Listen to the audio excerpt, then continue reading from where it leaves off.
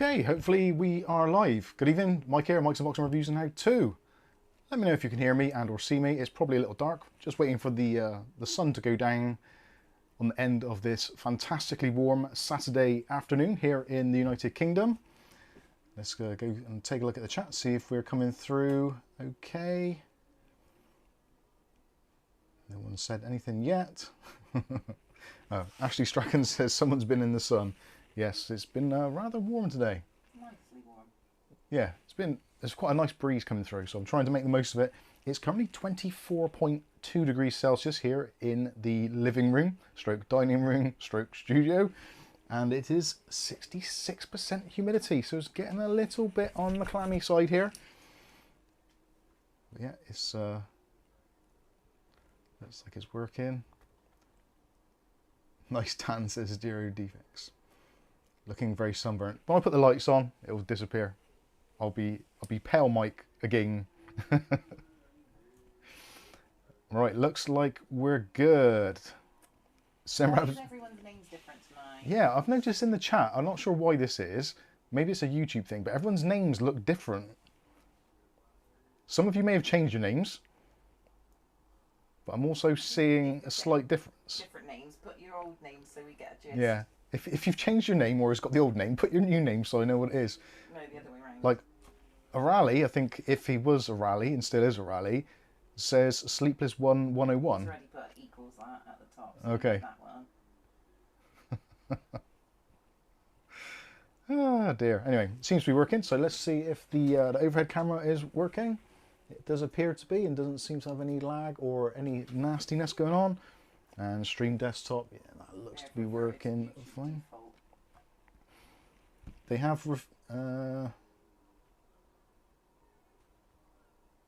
not changed my name. It's showing a YouTube channel name and first part of my Google email address. Very strange. Anyway, let's address the super chat. So thank you for those of you that have already got in early and placed your bets, so to speak. So we've got Mickey Woods, which I'm sure used to be Mick Woods. It's a minor difference, but it confuses me. I'm of a certain age now where things like that get to me. So thanks, Mick, for your £10. He says, Phew, it's been hot here in London. Good job. I have a few bottles of beer chilling in the fridge. They should reach optimum coolness for the live stream back at 8:15. Nice one, Mick. Thank you very much. It's windy here, so it's quite cool. I'm getting goosebumps. And that one there from Damar 007, 20 Canadian dollars. Thank you very much. Says, have a pint on me. Thank you very much. I have no pints in the house currently. I drank my last alcoholic beverage that is in the house, well, apart from the spirits, which I'm not really keen on. I am, but I'm not. They're not good for me. I drank my last bottle of, I'm trying to think of the brand. It's a brown bottle, lager. Red lid. Red lid, red, I think it's Madri. Maybe Madri.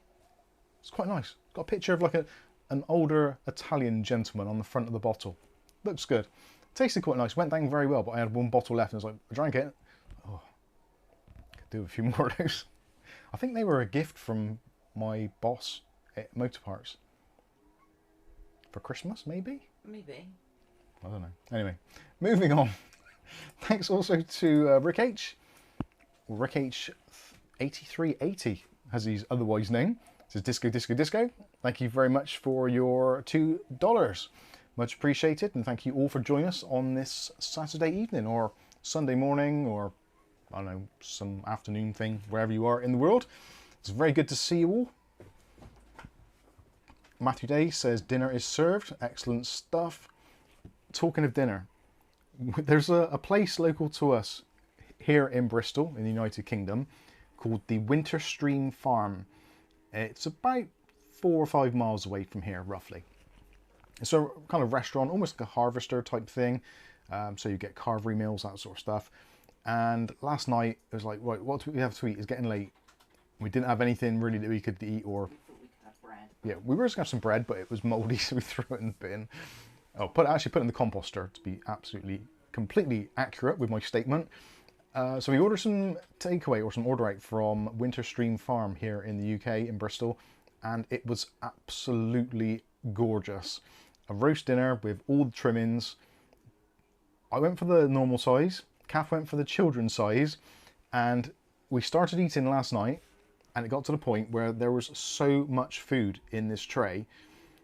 We got halfway through, if that, and said like, no. Normally we're pretty good at that sort of stuff. So we got almost halfway through it, gave up.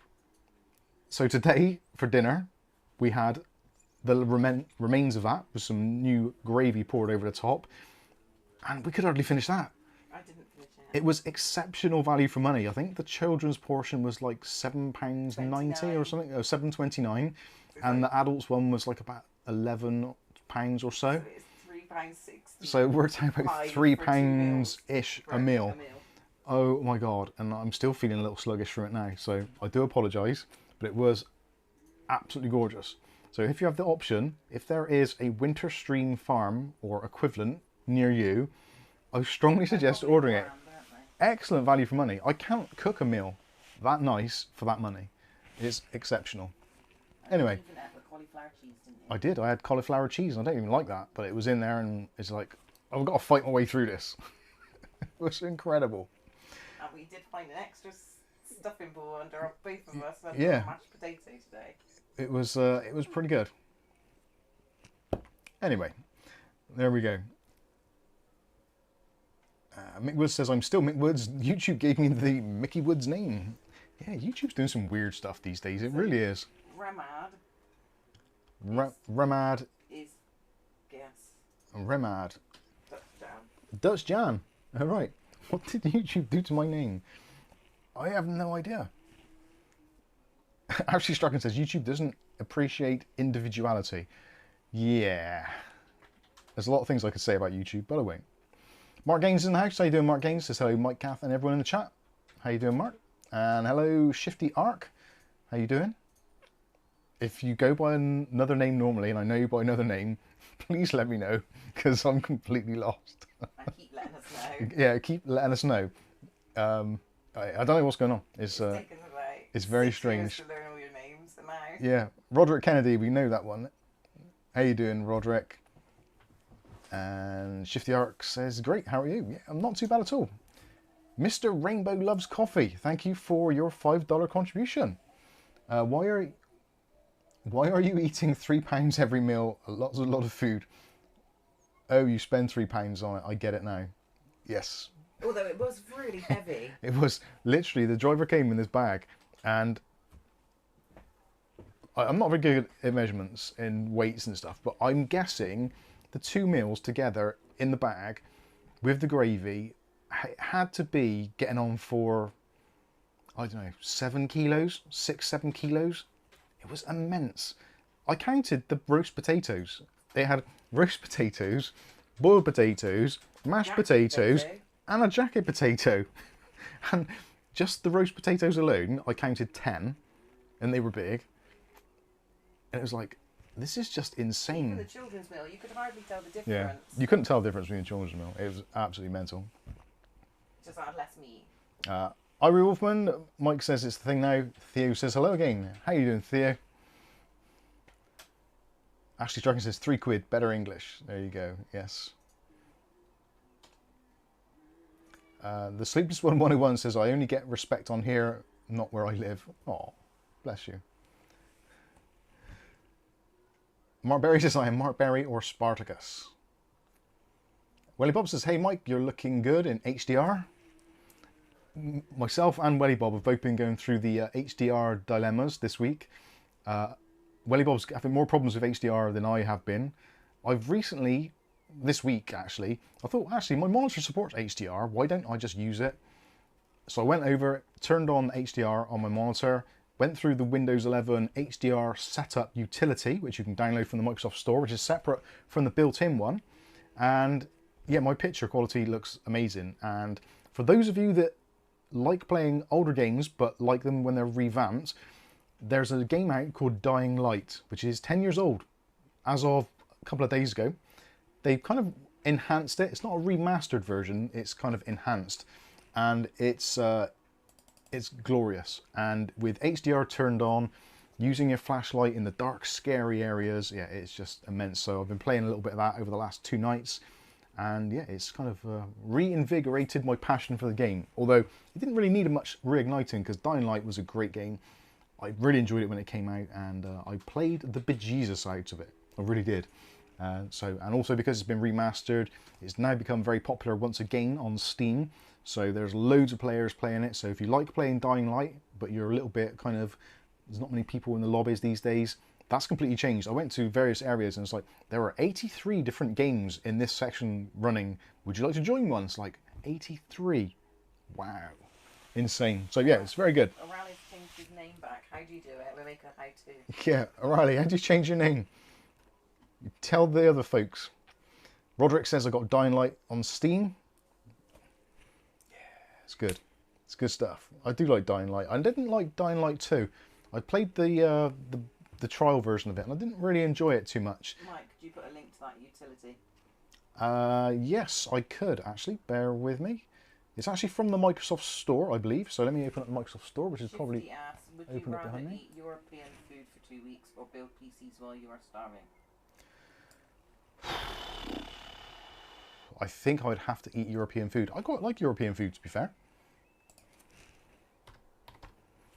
HDR, Windows HDR calibration. I think that is the one. Yes, there we go. Now, how can I share this? Share, copy link, and there we go. I'll stick it in the chat. So if anybody wants to check out the HDR setup utility, I've just posted it into the chat there, so you can click on it. So if you have got an HDR monitor and you're a little bit kind of lackluster about how it looks when you turn it on your Windows PC, so you want to basically transform what your monitor looks like, give that a go. It's very good, works very well. I really liked it. Normally I turn on HDR and it's like, okay, it looks okay, but doing the HDR calibration, that's the word I was looking for. If you do the HDR calibration, yeah, it looks great. And again, games that don't necessarily even support it just look great, especially anything you play which is dark and uses like a flashlight, or there's lots of special effects. Things like Cyberpunk look amazing. Yes, Kath? O'Reilly said how to change their names. Okay, right. O'Reilly says, Two messages, the next one down as well. Not sure if everyone has their own YouTube channel, but I changed my own YouTube handle and then refreshed the tab of the live stream, and my live chat handle in this stream updated. There you go. And then the next one underneath, I also did. Also add a nickname to your Google account. Yeah, potentially if you go to your Google account, which obviously you've got if you're in the chat and you're chatting away, if you go to your Google account, just click on the icon in the top right hand corner, and you can go into your Google account, go to the YouTube bit, I guess, maybe the YouTube account, and just have a nickname and just change your nickname, and that should do it. Rick H says mine is still the same. Oh dear. We might have to take a look into it. It might be just one of those rare things that YouTube does and it just goes wrong for a couple of days and then it reverts back. They're not unknown for that sort of thing. Hello to where... We are one. Oh, we are many, 73. Sorry. We are many, 73. How you going? Good afternoon, Mike and Kath. How are you doing? What's up, Stream Legends? Legends. Winnie Bob 68 test. He's trying to change it and it's not working. Okay. Ira Wolfman says the name change has been coming for the past 2 years. Won't be changing. It's your YouTube handle. Okay, there you go. So you may want to change it, you may not want to. Entirely up to you. Obviously, if it's got personally identifiable... Personally, I got up early this morning. Actually, there's a story attached to that. So our daughter, who is currently, I've got to get this right, 24 years old. Kath's like... Our daughter, who's 24 years old, she's been trying to get a car for the last, I don't know, 3 years possibly, maybe more. And 5, isn't it? It's probably a while since she got her provisional license and wanted to start driving. So I've always, I'll be honest with you, I've always kind of put it on a bit on the back burner because she hasn't been doing her lessons particularly regularly. At least she hadn't been up until now. And also there weren't that many cars around that I like the look of, and cars were getting very expensive, etc, etc. I didn't want her spending a lot of money. You get the general idea. So she asked again recently. She's been doing very well in her lessons, and she's booked a test, which unfortunately isn't until possibly November, sorry. But she's also looking for cancellations as well. So her driving instructor says she's pretty much ready for a test. She could do with doing some extra kind of, not lessons, but just some extra driving in general, like real world driving, just to kind of get into the routine of doing it. So she asked again last week, and I was like, okay, I'm keeping my eyes open. I generally do. I go to Facebook Marketplace, look at cars. You were actually looking at it, weren't you, when she asked? Yeah, and I was actually looking at one while she asked me. So I was like, look, what about this one? And it was a nice little black Corsa Special Edition 1.2, 3-door, sporty looking little number. It was a 2013, and they wanted originally £2,100 for it, which was a little bit more than we wanted to pay because it's the first car, etc. But it was 1.2, so nice cheap insurance, very good security system. It's got a Thatcham Grade 2 security system built in, which is useful. Low mileage car, 76,000 miles for a 12-year-old car is pretty low mileage. Seemed to be well looked after, looked nice. Black alloys, black car, everything seemed to be as it should be. So yeah, it has got a massive exhaust on it. So yeah, basically went through the process of that, and we were going to go and get it yesterday, or at least go and have a look at it. It wasn't too far away, about 8-9 miles away from where we live, so it wasn't a particularly long distance to go. So it kind of fell through at the last minute, but they said, like, we'll give you first refusal because you were kind of first in the queue when it went on sale. They said they had to get an MOT on it, so we're waiting for the MOT to be done, etc., all that kind of usual stuff. So we went and had a look at it this morning, went around about 10 o'clock this morning, 9, 10 o'clock this morning, and had a look, got it all sorted out, and she liked it a lot. We took it for a little test drive, and it's not perfect, but it's it runs well. It passed an MOT kind of yesterday or day before.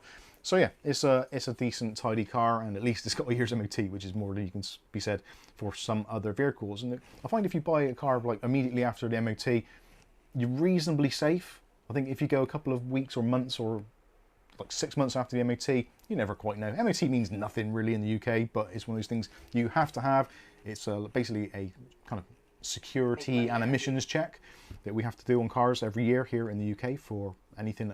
Well, a brand new car, I don't think has one for 2 years, but after that you have to have a Ministry of Transport test just to make sure it's all okay, it's not polluting the environment, and to make money. Yeah, it's a strange thing, but anyway, it's something we have to do. You could hit a curb, bugger it right Yeah. up. Long story short, went and had a look at it and managed to get them down to 1850 because it only had one key. But I know someone who can do key programming, so it's kind of not the end of the world. There's a few little dings and marks on it, but nothing out of the ordinary for a 12-year-old car, which has kind of seen a little bit of life. Yeah, so we bought the car and drove it back today. She's very happy with the car. So Angel, if you're watching or listening, which you may be, or maybe later, hope you enjoy your new car. And as a kind of a nice thing to do for parents to child, we actually paid for the car ourselves. This came because of when we bought our son's car 4 or 5 years ago. He didn't have the money available to him directly because it was in his savings account or whatever, so we just paid cash to the people we got it off, which I think was about £1,600 back then. It was someone we knew, so it was kind of someone I worked with, so it was all cool. But George never got around to paying us back for the car. So we had some kind of donations or gifts from family, etc., for various reasons. So nice thing to do, give some money back to the kids and help them on their way so they can then save for a house and get the hell out of here so I can have a studio upstairs. I'm joking, would be nice. Yeah, so both the kids have got cars now, so I can kind of retire happily now, safe in the knowledge that they're sorted, at least for the time being, until something goes wrong, which I've got to fix it. So anyway, that's why it's been a long day today, because I've got up early to do that. It's a little stressful, I guess. Ryan's daughter's been driving me here, and she had to ask me to park her car yesterday. Oh, bless. But I've been driving how many years, and I can't parallel park. Calf can't parallel park now. That's like 30 years later. Now. Ever. There we go. So yeah. That is the only nose now. We haven't got any. That is done and dusted. But we've got no parking spaces now, so we've got a driveway for 2 cars. Now we've got 3 cars, so yeah. It's a little bit awkward. We'll get around to it. We'll have to get a garage built now. The one that gets home late is the one that leaves last. Whoever gets home late has to park down the street. Alessa says, I haven't had a car for over 5 years and I'm so glad. Yeah, they are expensive things to run, and it's not getting any easier and any cheaper. If you can do without a car, which, to be honest with you, we probably could, because literally we work from home and all the shops are within a 5-minute walk, if that. Like literally kind of the end of the road sort of thing. So we don't really need a car other than for emergencies or for transporting large items, which we generally get delivered from Amazon anyway. So yeah. It's not too bad. I don't know, I drive more now than I have done for about 10 years. We Are Many 73 says, seems okay, Mike, great stuff. Lovely milestone angel, good for you. Your dad might look like Mr. Evil, but he's clearly top banana. Who is We Are Many 73? That is definitely somebody else, isn't it? I need to know who they are. Who are they really? That's just an alias. Dr. Evil. Our Orphan says, my Civic is 3 years old and has around 50k. Yeah, this car was actually good. 76,000 miles on the clock, which for a 12, 13-year-old car is roughly about 5,000, 6,000 miles a year, which is pretty low. It's only a little 1.2, so it's not particularly kind of a motorway car as such. Well, George's is very low, isn't it? George's car is 37,000 miles on the clock. And that's for a 2005 Fiesta. He's got a 1.4, is it? Or 1.25, I think? Not sure. It's been a while. Anyway, moving on. Ashley Strachan says 55k, 19 years old. The car, not me. I'm in worse condition. Aren't we all? Hey, Paul Lamont, how you doing? Says, hello all, sorry I'm late. Had to park down the street. Everyone has used the parking spaces. Yep. We're going to be getting used to that very soon. Remad001 says, I drive more than 1,000 kilometers per week, so I really need a car. Wow. I don't think I've done, our car that we've got currently, I don't think we've done 1,000 miles in the last 5 years. It gets used extremely rarely. Which is bad for it, which is why the DPF light comes on sometimes. Like today. Briefly flashed on. I do normally put some cleaner in there, but with that lower mileage and very little use of the car, it's going to get clogged up. Mark Berry says they want people off the road, 15-minute cities. Yeah, seems to be. They've even got signs up in our local village now with how many minutes things are away, not miles, but minutes, isn't it? Yeah. It is. You're being bossy. Greek Power says, hello Mike, how you doing, Greek Power? I don't know your real name. This is really confusing with the chat. It's taken a lot of my brain power. Say hello, Otis. Otis, say hello to the camera. Can just about make it. There he is. Alessa says, big advantage in being a vampire. I turn into a bat and fly wherever I want to go. Sinister Chef says, my O2 Subi has 366,000 miles on it. Wow. Ours has got about 100. Jesus. Yeah, you lot seem to all do a lot of mileage. Who is Mark Berry, lol? Yeah, who is this Mark Berry? Okay, right. I think we're pretty much ready. I think we'll leave the windows open, but we'll put the lights on because it is getting a little dark now. See how it goes. Let the camera get used to the yellow light. Non-red head. And my slightly less red head. Still is a little red. I may have fallen asleep a little bit in the garden. Possibly. I was watching another YouTuber live stream on a Saturday afternoon, and it was like, I could feel it. I could feel it, you know, when you go in. You're like, I love that. trying not to, and I eventually gave into it. Anyway, moving on. So we've got all that out of the way.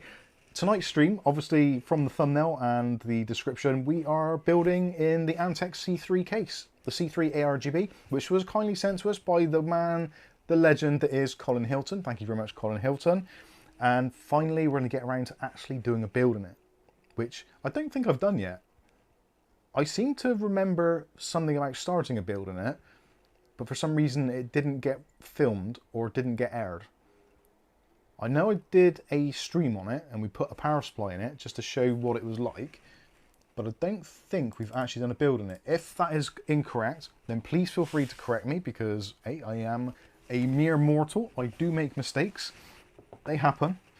Sorry, say it again? Yeah, alright, whatever. I'm joking. We Are Many 73 says the sun has definitely kissed the dome a little. Yeah, it is. I could feel it burning a bit actually on my head when I was out there. And I was there kind of trying to shield myself from the sun, but by that time it was too late anyway. By tomorrow morning it'll be gone. I'll wake up in the morning and be like, oh, pasty again. Anyway. Matthew Day says, did you grab a £20 650 watt? No, where was that?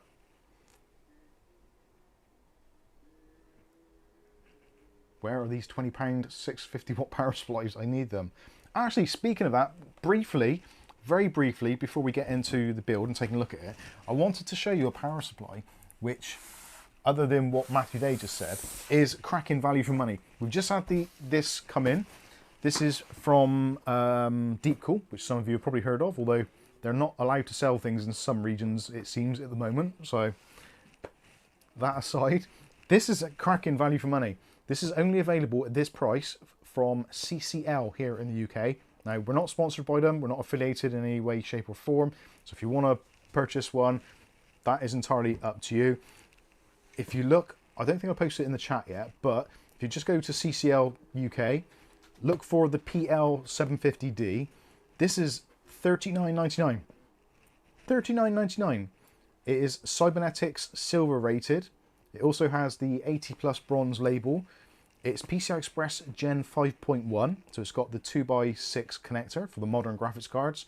It's also got 3 PCI Express 8-pin plugs. It's got 2 ATX EPS plugs, and it's also ATX 3.1 compatible. So a little bit of future-proofing, and also, madly, it comes with a 5 whole year warranty, which for a kind of bronze stroke silver label power supply is basically unheard of. The manufacturer, or the OEM of this, is a company called Heli Electronics. They make power supplies for a very wide range of manufacturers, some of which you probably have bought already, and it appears to be very well made. There was a review of this, if you do quickly Google it, Hardware Busters actually had this in their top power supplies list at the original price, which was $69. So currently here in the UK, it should retail for $59.99. CCL had it on offer for $49.99, but CCL have also got a offer discount code for an additional £10 off. So this will be $39.99 plus, I think it's £3.95 postage, or if you spend over a certain amount, then you get free postage. So I think this is absolutely cracking value for money. It isn't modular, as you could probably expect for this sort of money, but if you're thinking of building a flip PC, maybe a mid-range PC, somewhere around the sort of £1,000 and under range for a new PC, this is perfect. It really is. It's really nicely made. It's got 105C caps in there. So the main cap, the main bulk cap, is made by Cheng-X. All the other caps seem to be as well. So Cheng-X aren't like amazing, but they're not terrible. Not as bad as like TPO, I think it is, or whatever those other cheap caps are. Cheng-X actually do make some pretty decent caps, and having all kind of 105C caps in there is brilliant. And again, Hardware Busters, they don't mess around when they're reviewing power supplies, and they gave this a, I wouldn't say a glowing reference, but they said for the money it's fantastic, and that was £20 more expensive than it is now, or $20 more expensive. So if you're looking for a power supply, you want to spend around about £40, but you don't want something which is going to set fire to your PC, I think this is really, really worth a shout. Cybernetics Silver. Yeah, Cybernetics Silver is a pretty good achievement for a £40 power supply. Anyway, there you go. Fan always on. Yes, it hasn't. That's the one downside. It hasn't got a zero spin fan.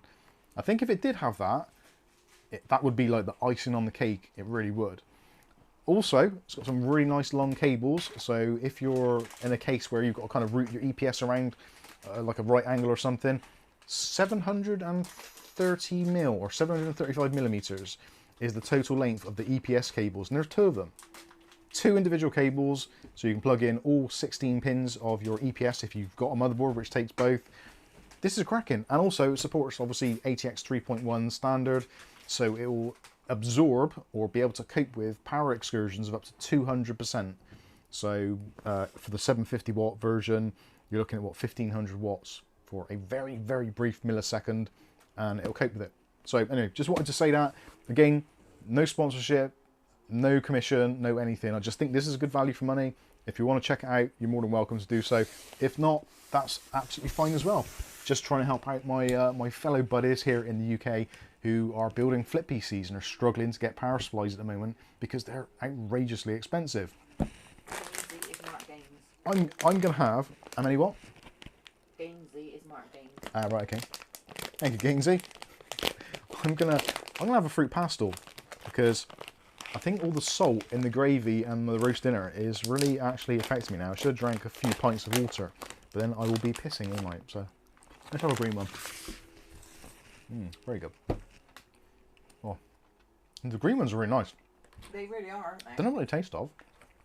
Without chewing, not a chance. Not gonna happen tonight. We did that the other night. Did that the other stream. It was like I had it for about an hour or more. I think it's more than that. Semram says so. Better value than the Gamemax power supply PSU reviewed recently. Then, arguably better value.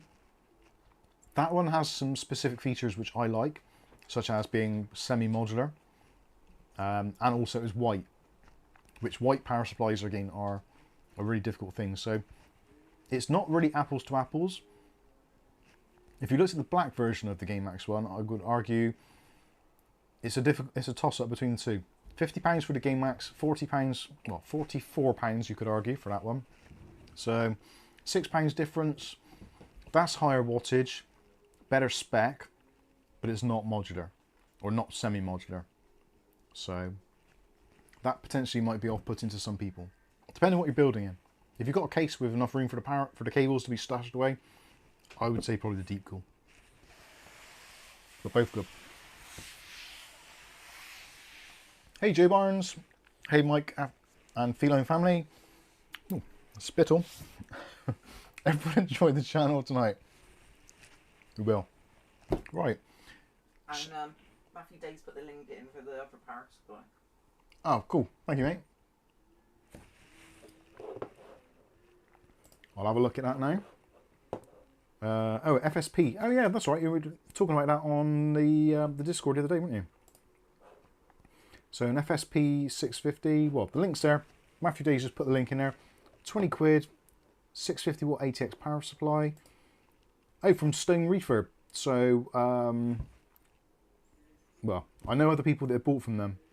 I'm not sure whether I should say who it is because they may not want me to say. But yeah, 20 quid. It's got ketchup and mustard cables. Let's see. Excuse that. So you see Stone Refurb, 20 quid or best offer even. FSP power supply. FSP or Fortron Source Group. Good power supplies in general.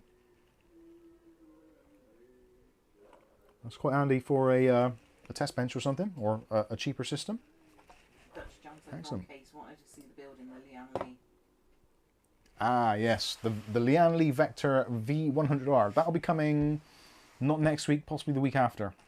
But then possibly the week after he might not be streaming if we Oh, yeah. go to barbecue.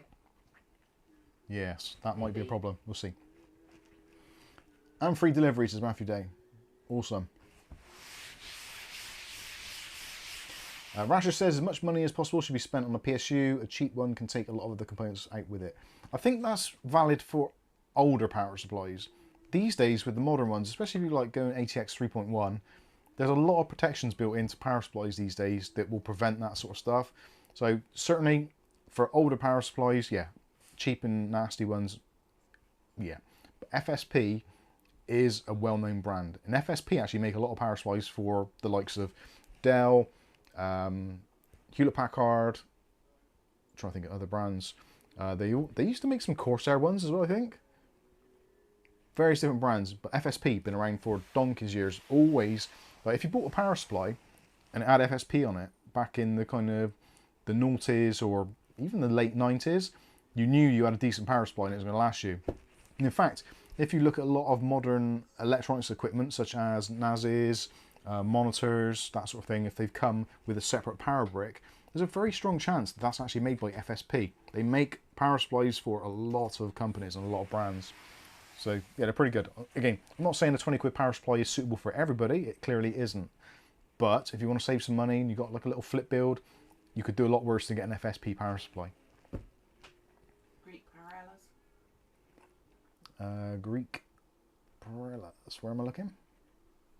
Third of message from the bottom. Oh, right. Mike, AMD 550 or Intel 12100? I would go AMD.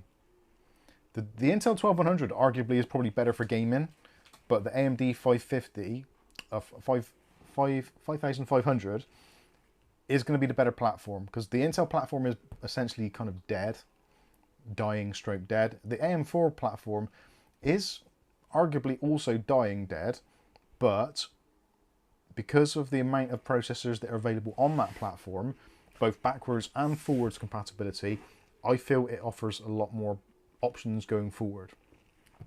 I would think, unless it was extremely cheap, I would struggle to buy an Intel 12th, 13th or 14th gen processor and motherboard. If there's like a cheap combo come along, I'd probably be all over it. But I wouldn't deliberately go out my way to buy a brand new retail Intel 12100, if I'm honest. Even a 12400, to be honest with you. Welly Bob, Mike, quick thoughts on the NVIDIA RTX 5050. I haven't tried one. I've seen some of the reviews. I think it's priced wrong. That it's not necessarily a bad card, because that's with anything. There aren't inherently bad products, or rarely there's just not a bad product unless it's been designed badly. With the NVIDIA RTX 5050, it is a cut down version of a 5060, but it's not cut down significantly enough in price to warrant its position in the stack. If the RTX 5050 came out with 8 gigs of RAM and was £199, I think it would have gotten a much, much better response. If it was cheaper than that, great. But I think at £259, which appears to be what it's likely to be retailing for, the £250 price point at the moment on the market, there's a lot of options. You've got the Intel Arc B580, you've got the used RX 6700 XT, you've got the 7600 XT, you've got some older cards such as, you might even get a 6800, RX 6800 if you're very lucky. There's a lot of options out there for that sort of £250 price point.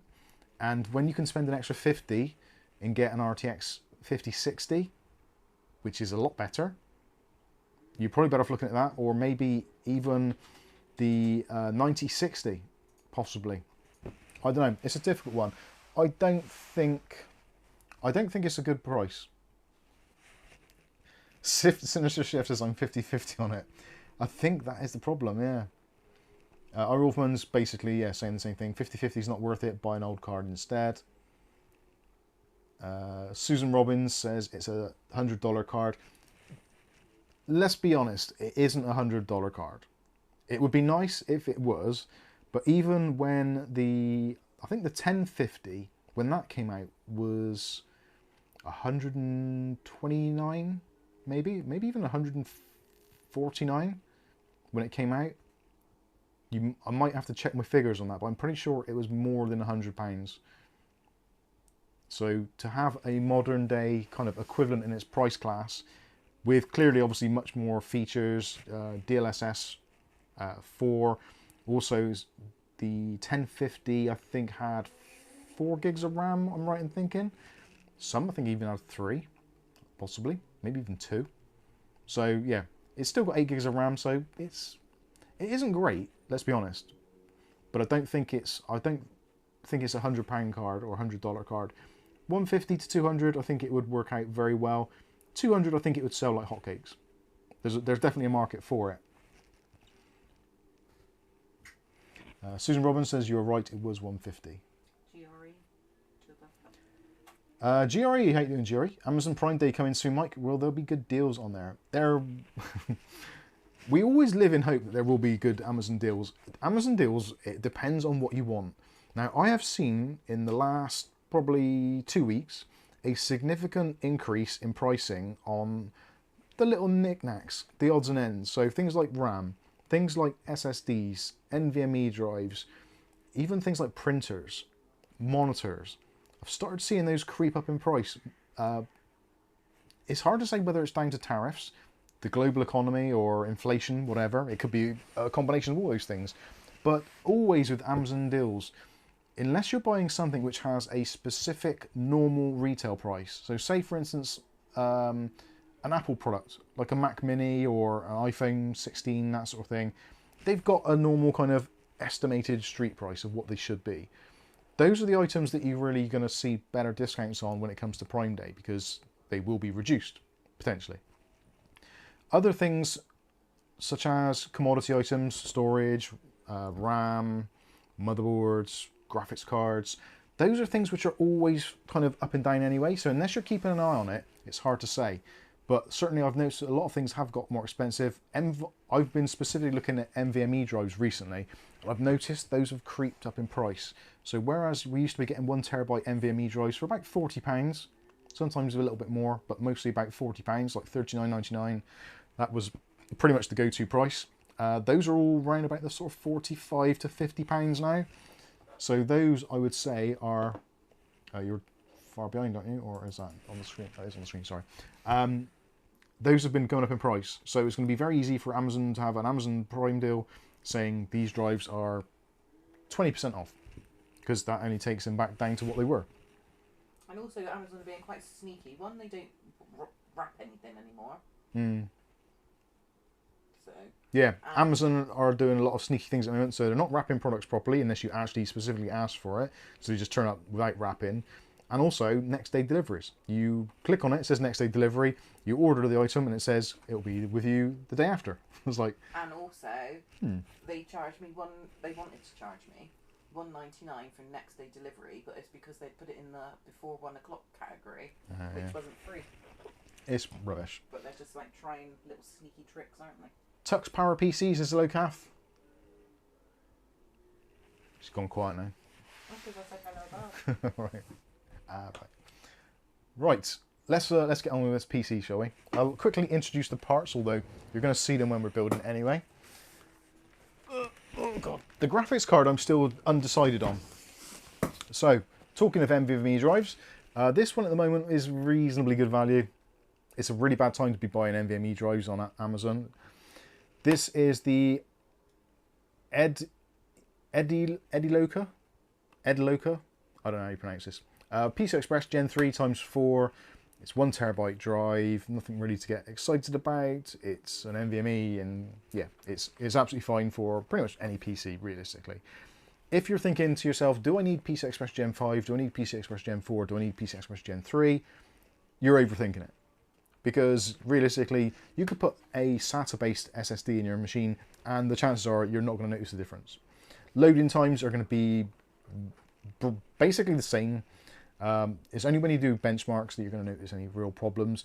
This drive uses HBM, so host buffer memory. It doesn't have any onboard cache or anything, so it's just basically your kind of commodity drive. It suits a purpose, and for this system, it's going to be absolutely fine. Motherboard wise, we are going with the tried and tested route. So this is obviously AM5. So we are going with the MSI B650 Tomahawk. I nearly said 850. The B650 Tomahawk Wi-Fi. These are great boards. Pick them up really cheaply. This one was actually somewhat of a used bargain. Somebody on our Discord bought it, basically didn't use it, or were they going to put it into a build, I think. I'm not entirely sure the exact story, but essentially it's brand new. It hasn't got a speck of dust on it. I've already checked out. It's all good. And also as well, it is very new because it even says Ryzen 9000 series ready. So that gives you some idea of how old the board is. It's basically brand new. And inside here, we've got our other components. So we've got our Ryzen 7 7700, our AliExpress special. These are cracking value for money. They really are. Around about £50 to £100 cheaper than you buy on Amazon or anywhere else. Amazon generally tends to be the cheapest for processors if you're buying retail. well, online retail. If you don't mind waiting, AliExpress, and you're not really bothered about having a 1-year warranty rather than a 3-year warranty, and you don't want a box cooler, the 7700 from AliExpress for around about 140 quid or less, depending on what offers are on. These are fantastic value for money. I've got 3 of them stacked up there. I just buy them whenever they're on offer, buy one every time they're on offer. That way I got one ready for a build if I need one. It's great stuff. Tux Power, by the way, I'm Joe Panico. Not sure. Not sure why my @ tag shows up on some channels and not on others. I'm wondering if it's my web browser. I'm on Brave right now. On Chrome, it acts differently. It could be me, because I use a program or an add-on for Chrome to show the live chat. But if it's showing on... Actually, is it showing on yours as well? Yeah. Yeah, because you're not using the plugin, are you, as such? Chrome. Yeah, you're using Chrome browser. I don't know. It's weird. It's very weird. Anyway, yeah, I am the 77 hoarder. I've got, there's one. I've got a 5600, because those were on AliExpress for like £52, I think. So I got a 5600 because I got an AM4 build I need to do. So that's the process for that. There's another AliExpress 7700, and there's another one there in that little black box. So they are, at this sort of money, they are going to go up in price. And also the fact that the tariffs thing was kicking in, it's like, well, is it going to affect us? Is it not? Is it worth getting a couple in? I'm going to use them anyway. So it's just a matter of time. But they are getting more expensive. So okay, there you go. RAM-wise, this is a RAM which I picked up on Discord from one of our bot deals. So if you don't know, we've got a bot which runs in Discord. So it scours eBay UK and Ireland for deals, certain price limits. So 32 gigs of RAM, DDR5. These are G-Skill Rip Jewels, the S5s. They're only, I think, 5200 mega transfers. CL36, so they're not really fast. But again, do you really need it? Will you notice it? Probably not. And for the price that this system's going to go out, I'm basically going to give it away just to try and make back some of the money I've invested in the parts. But because I've saved so much money, I can sell it at basically what it cost me just to get the money back, and everyone's a winner. So if somebody gets a really cheap PC, which is going to be really nice and probably be about £200-300 cheaper than what you could actually build it yourself for, and I get to move some of this stock on, which is awesome. And it's also content for the channel, so it's a win-win-win in my opinion. So that's the RAM we're going to use. Again, because the case is white, I wanted to have a few more white accents in the case and the setup in general. So I figured I'm going to go for a white cooler. So that's going to hide most of this stuff. Got some white RAM on the side. The power supply is white. It's got white cables. So it's going to be a little bit two-tone, but hopefully it won't be overwhelmingly so. So a little bit of a kind of a little signature color of black in the background to kind of contrast with the white, which is going to be overall. So that's motherboard, processor, and RAM, and storage. Actually, might as well put that back in there. We'll be needing that very shortly. When it comes to the power supply, you can all groan at once if you wish. You probably will. Oh, don't buy that one. That's broken. For the cooler, going with this one, going for air cooling on this one. I have got an Thermalright, what was it? Aqua Elite V3 in white, which is $39.99, I think it was when I bought it. But I've got this air cooler. This is the Deepcool AG400, but the Chinese version. So they call this the 400 V5. This is about £17-18. So again, trying to keep the prices down a little bit. This is going to be absolutely fine. The 7700 doesn't generate hardly any heat at all. This is going to be more than adequate to keep it cool. You could use the stock cooler on that processor and it'll still run absolutely fine. So this I feel is going to be a nice addition, and also RGB, and also it's white as well. So we've got that theme going on. Power supply wise, you've probably seen this on Friday for those of you who watch the channel regularly. This is the Gamemax VP650. I know it says 700 watt, but it's not. It says like a 650 or 600 realistically. Still got 80 plus bronze. It's got white modular, semi-modular cables, I should say, and it's got a bit of RGB, so it's kind of fitting with that theme. Again, this was only £50, which I know only £50 still is a lot of money, but in the current scheme of things, with power supplies being as expensive as they are, also if you try to get a white one as well, that adds more money to it. So I figured we'll put this in, and this is going to be absolutely fine. I feel personally. Some people may disagree.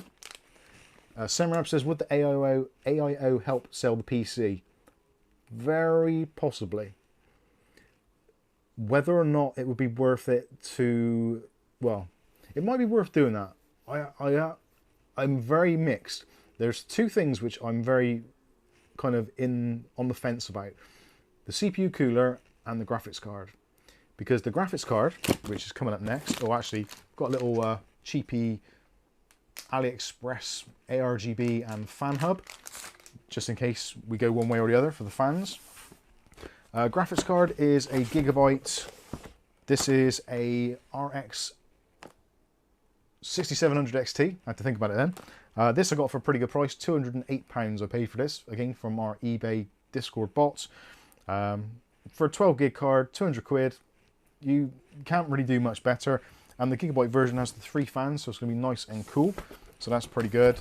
Potentially, let me know in the chat actually, let's have a little bit of a vote on this. I've got two options. I either go with the Gigabyte RX 6700 XT or the Intel Arc B580. And I'll be honest with you, I am very much on the fence between which one to go with. Arguably, this is the faster card. And arguably more mature drivers. I think that you could say all day, and there's a lot of truth in it. This has options in terms of productivity, and the ray tracing is significantly better than that card. But for £200-ish, well, 250 this was roughly, for a £250 graphics card, are you going to be worried about ray tracing? I don't think you will be. I think the I think the overall thing, again, trying to sell a PC, if you put an Intel graphics card in it, there's going to be immediately, at least I would say 50% of the market are not going to be interested. Putting an AMD card in, there might be slightly more interest. Ultimately, it needs an NVIDIA card. NVIDIA cards sell. Whether it's people that know, whether it's people that don't know. NVIDIA is the market leader without a shadow of a doubt. I think we can all agree, regardless of our own personal preferences, that NVIDIA cards sell PCs. They got 80+% share of the marketplace. I think that's actually increasing at the moment. Intel haven't managed to take any of the market share away. AMD are basically spunking market share at the moment when they could be really capitalizing. They seem to be doing all right. The 9070 is a great card, 9070 XT, good cards. Not amazing prices, but okay-ish, which, considering how overpriced NVIDIA cards are, you would think this would be a time for AMD to capitalize and really punish NVIDIA for their practices. But it seems that, as I've said 100 times before, NVIDIA, AMD, Intel, Apple, they are all majority share owned by the same 5 or 6 companies. BlackRock, Stateside, Vanguard, Morgan Stanley, there's a couple of others as well. There's a group of them. They all basically interact shares-wise, and they basically control it all. So there's never going to be, in the current way of things working, there's never going to be a competitor which comes out fighting and completely wipes the floor with the opposition, because they can't, because the shareholders control it all, which you kind of learn as you get older. You realize that all these companies, no matter what they say and whatever their PRs, yeah, this is everything. Don't matter if it's Ford, Vauxhall, Coke, Pepsi, Sprite, whatever, Dr. Pepper, McDonald's, Burger King, whatever, they're all owned by the same group of people. They are. It's insane how deep their claws are. So yeah, there isn't ever going to be any massive competitor which comes in and absolutely kind of kills it off, because they can't. They are not able to. Anyway. Let's not worry about that at the moment. Let's worry about getting this PC built. So we'll start off with the motherboard. Let's go to the overhead camera. And we'll start this off. So we're going to get our NVMe drive. we'll get our RAM, we'll get our processor, Instead of, thermal paste. yeah. That's not a bad idea. Lols. I'm not sure if those lols would be appropriate lols.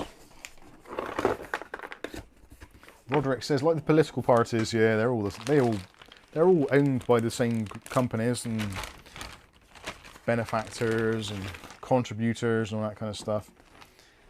Yeah, there's never going to be any real change because there can't be. Okay, so here is our mothering board. So, 1982. Mike, whereabouts do you list your PC stuff that you sell? I'd be interested in buying a few bits. I don't really sell a great deal, mostly on Discord, if there is anything, or alternatively Facebook Marketplace for PCs because local collections, etc. I'll put a link for the Discord, which I'm pretty sure you're in anyway. Cat hairs. Gosh, cat hairs. Right, let's get some screwdrivers because we'll be needing those. And I think we'll start with the NVMe. Let's stick that in there.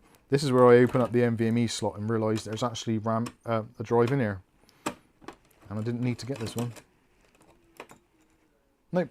And, oh, it's got an Asus sticky pad on there. That must have been me. I must have done something with this.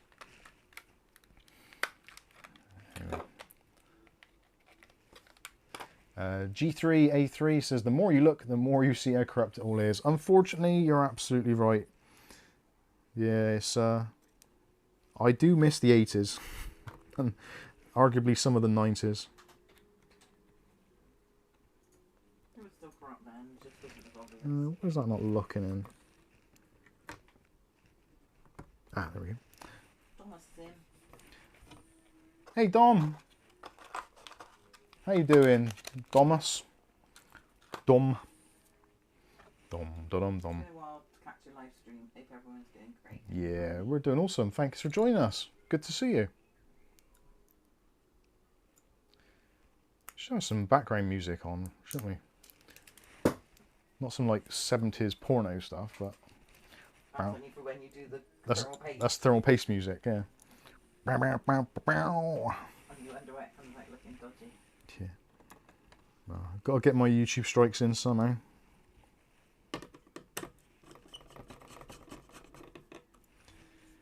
Good stuff. Surprised we got any viewers at all tonight because there's a lot of things on at the moment. Glastonbury, and also some people have got things on. I know Viali went off. He's at a darts thing, presentation or something. I think it was. He said. Something like that. No doubt Colin Hilton's loitering in the background somewhere. Right. I'm trying to think what we need to do. Right, we do need to remove these plastic lugs for the CPU cooler.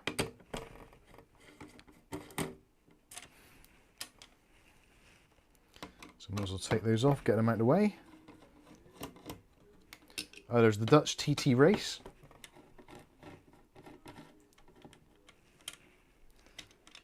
Charles Ballard says, brown chicken, brown cow. I don't know what that means. Which one's fastest? Which one's the fastest? I think the brown cow would be faster. That's swimming. That's swimming. Right, let's put our CPU in. I thought you said swinging. I'm not too sure. It looks like there might be a little speck of dust on there. I don't really want to touch it, but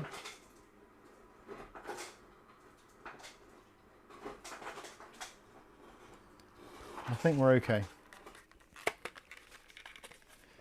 Why is CPU noted as an AliExpress version? The CPU is noted as an AliExpress version because I would strongly recommend that you don't buy your CPU from anywhere else other than AliExpress due to the absolutely insane savings that can be got from the AliExpress versions. They are incredibly cheap. Realistically, these are about £140-ish, which I think if you go onto Amazon at the moment, the 7700 is probably going to be at least 220, 240 maybe. That's the 70s porn music, brown chicken, brown cow. Oh, is it? Brown chicken, brown cow. Got it. Well done. You got it. Doesn't always translate well, does it, when you're... I don't know why I'm putting a thermal paste thing on there. I don't know why. But I'm going to do it anyway. Stick the old thermal paste guard in, just in case. And we will get some Arctic MX4. For no reason other than it's here. And we'll do a couple of little strips there. And that'll be more than enough. I could get the spreader out and spread it, but I honestly can't be arsed. Anybody want a fruit pastel? I'm going to chuck a couple in. But you can't do that over a motherboard. Sugar. Oh yeah.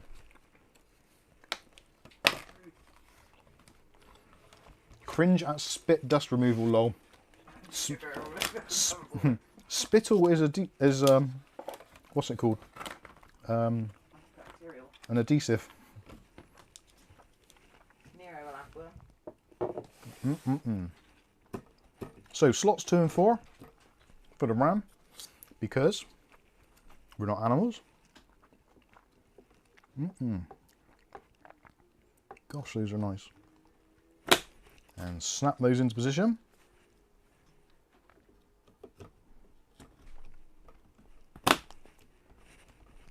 Give them a little wiggle, make sure they're in firmly, which they certainly appear to be. And next we can take a look at the cooler. Hey Nero.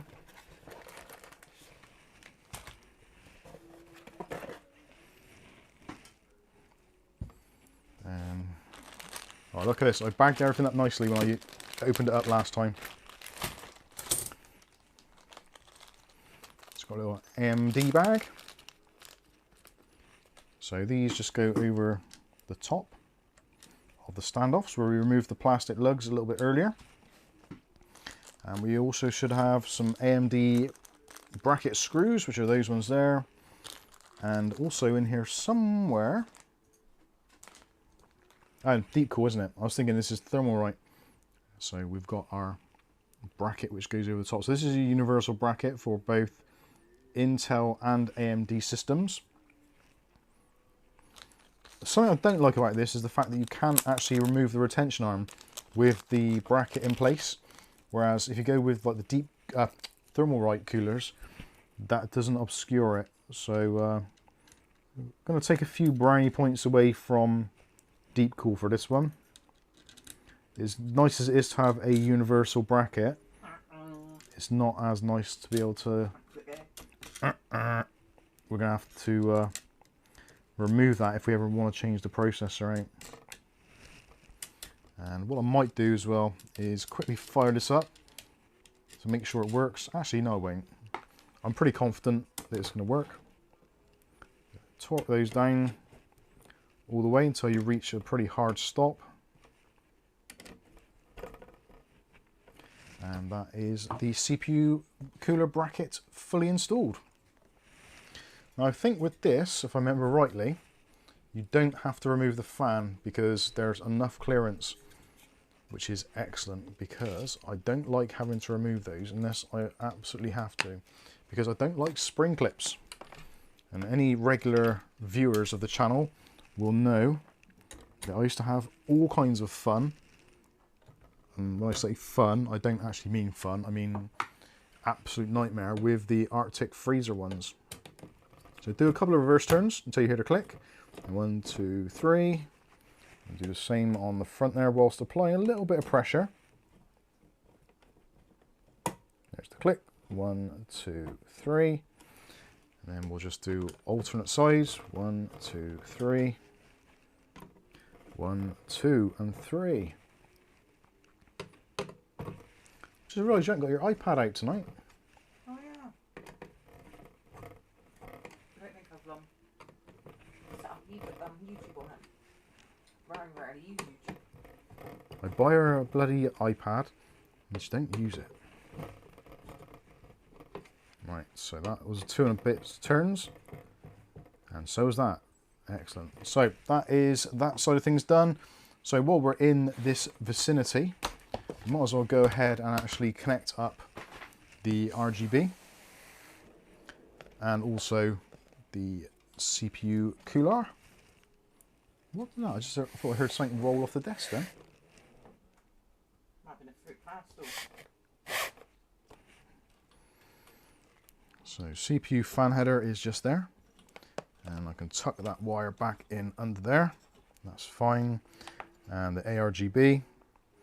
This might end up going into the hub, so I don't think I am going to do anything with that at the moment. So we can leave that as it is. That's absolutely fine. So at this point now, I could actually just fire up to make sure that everything works, but I'm pretty confident it's going to be absolutely fine. So I think the next thing to do is to put that to one side. And Lazy Susan, aren't you? yeah, and I'll put all these bits and pieces back into the parts bag and put it back into the box, just so I can keep track of where everything is and try and keep things tidy as I go, which is unusual for me. Ugly cooler from above. Yeah, it's not. It's kind of ideal vantage point. I'm struggling to think of words tonight. Right, let's put that to one side and put those motherboard bits and pieces to one side as well, because I think we're actually ready to get the case. I think we actually are. So that. Yes, I do. I do sell these PCs. I don't always. Sometimes I just take them apart and start over in another case or for a another review or something. But sometimes it's nice to clear out some stock, make room for some new. So let's go back to the main camera. Hello, and we'll get the case. Actually, I'll have a drink of my cup of tea while I'm in this vicinity. Oh, it's still not tea, is it? Mm. Over a year. Actually, I'll also take the case out of the box because they've seen the box. There you go for all your ASMRs.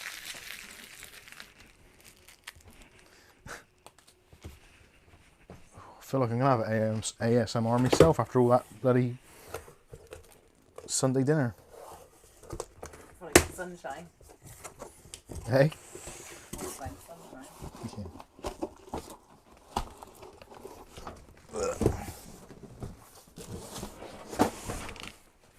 Donna says, Mike, a little advice. Yes. Next time you screw CPU cooler, use this technique. 1, 2, 3, then other side. 1, 2, 3, 4, 5, 6.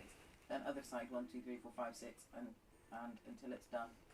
Result is the same. Less hand movement. Mike's all for less hand movement.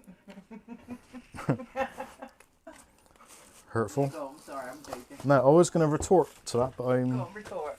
no, I don't know what I was going to say now. Well, I kind of do. But, Oh, what's the... well, not me. I slightly disagree with that, because I think if you do 6 turns after the initial grab, that might actually be too much, and you might apply too much sideways pressure, which will then be difficult to overcome after. I might have to try it, see if it makes any difference. It probably won't, but I don't know. I would feel a little bit uncomfortable screwing that many times on one side straight off. But yeah, it's probably fine.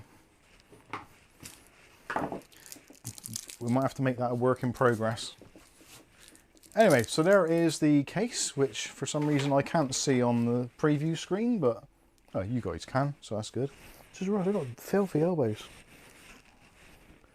Oh no, it's not, it's tan. Right, so this is the Antec C3 ARGB. well, which some of you have seen on the channel already. So this is a relatively compact fish tank style case. It's a single-sided, so a single chamber. In effect, it's not like a dual chamber. You've got the power supply on the back side, so it doesn't take up a huge amount of room on your desktop. At least it can do. What's that I haven't put on there? I haven't put something in there properly. Seems like it's bowing out there. Bowing. What a great word, bowing. Oh, it's the same size all along there. Don't know. Maybe it wasn't. There isn't a lot of room to work in the back of this case, which is a little bit of a shame because it's quite close pressed. Which case do you like better, the Antec C3 or the Lee Vector V100R? The V100R. Also taking the price into account. Yeah, regardless of price, it would be the V100R. I think the V100R is the superior version of this style of case, and even for the price point, I would say potentially this may even look nicer, possibly.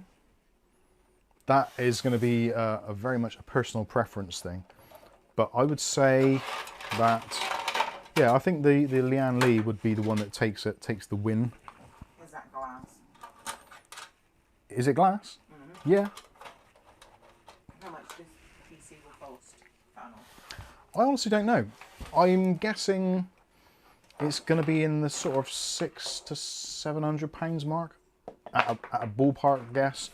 I've not really gone that far into it to see. I'm guessing, yeah, probably about 600. I would have thought. We'll total it up at the end. So we are at the moment of truth. The Gamemax.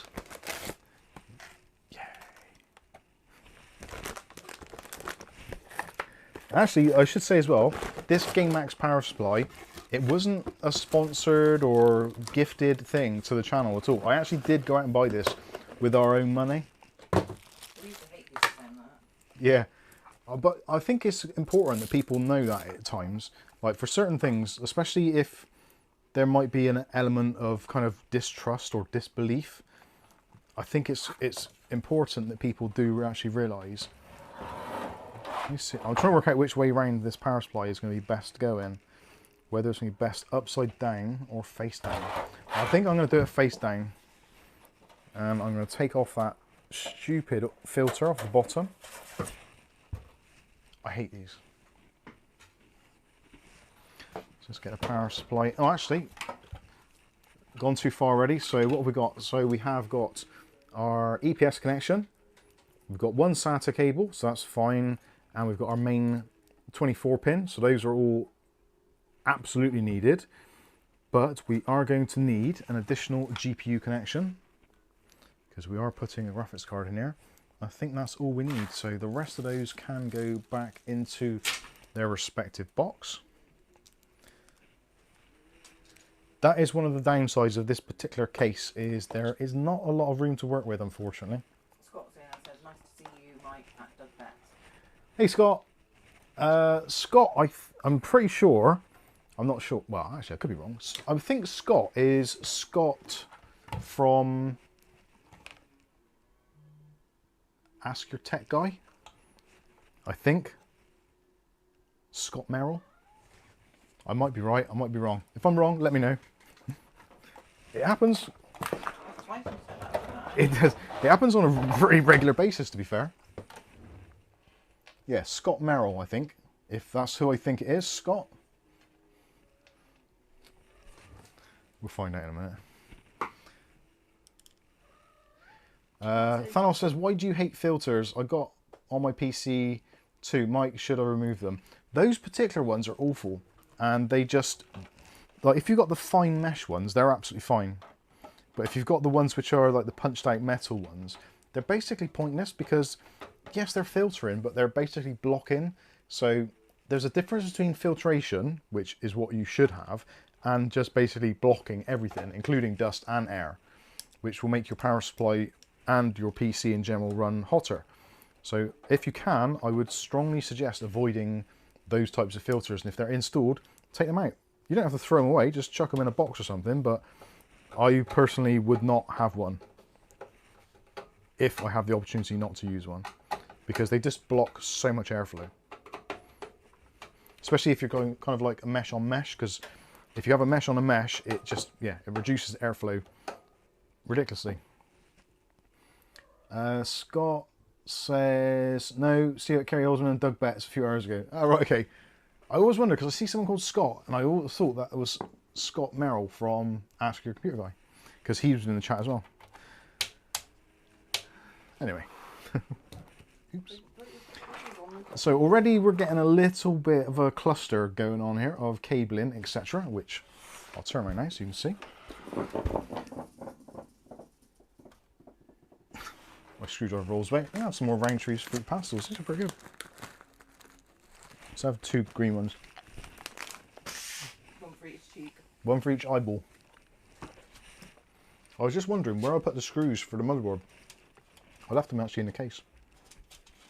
For a 6mm, I have a radiator below the window with at least 10 magnetic filters stuck to it.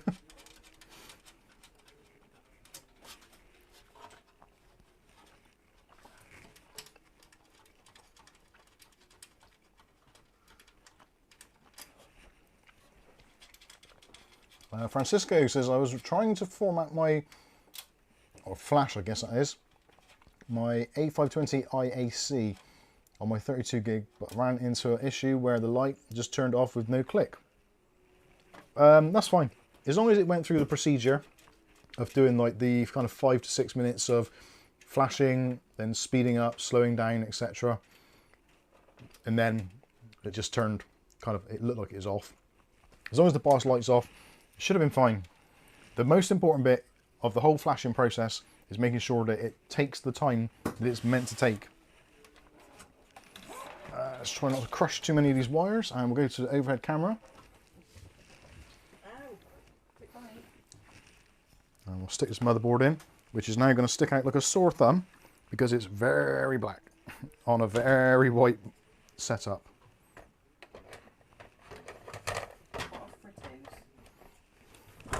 It's an American thing, isn't it? Even Anderson's addicted to them.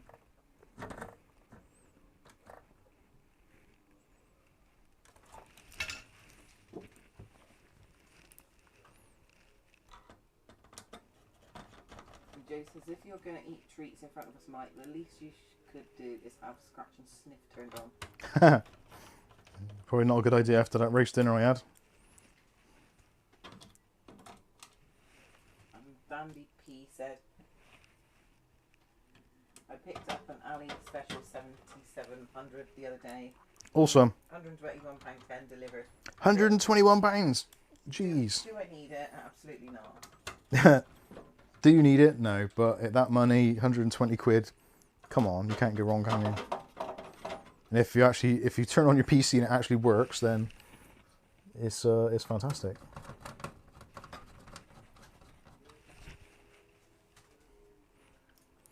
I feel like I'm missing a screw. Yeah, there's a screw missing. Have I? Oh, balls. There's a screw under there. I'll take them all out. I thought it didn't feel like it was completely right. There you go. Because we're doing this live, mistakes can be made. And as you can see, I have made one. Come on, so it happens occasionally. It does happen occasionally. I do make mistakes and sometimes I'm wrong. Oh, bless you. Noradine? Hey, Mike says, I think your hair's growing back. Yeah, I haven't shaved it for a couple of days. Would a 7500F and a 9070 XT be fine for 1440p? Yes. I plan to get an X3D CPU at the end of the year. Noradine, yes, 7500F, and the 7500F is basically just a 7600 without the graphics. So yeah, that's the 7500F actually is one of those unsung heroes of the CPU world, I believe. It was always a bit of a tough call because at the time when it was, we haven't done all those yet. At the time when it came out, the pricing wasn't right for it, and also there's the screw that I forgot to take out. Thanos says, Mike, is it true you had long hair before? It's never been really long, but it's been like longer. Yeah. I had in the mid, I'll say early 90s, I would say, it was very much kind of like the whole Britpop thing in the undercut. So you basically had long hair parted in the kind of middle, and then you had it shaved up underneath. So you had it shaved on the sides and underneath, and you had like a kind of flop over bit on the side. So it was quite long. It was a couple of inches longer. It wasn't really long. But when you were a kid, it was. Yeah, when I was longer, I had longer hair. When you were longer. When I was a little girl, yeah. You said when I'm longer, I had longer hair. When you were little. When I was little. Not longer. Curtains. Yeah, curtains, yeah.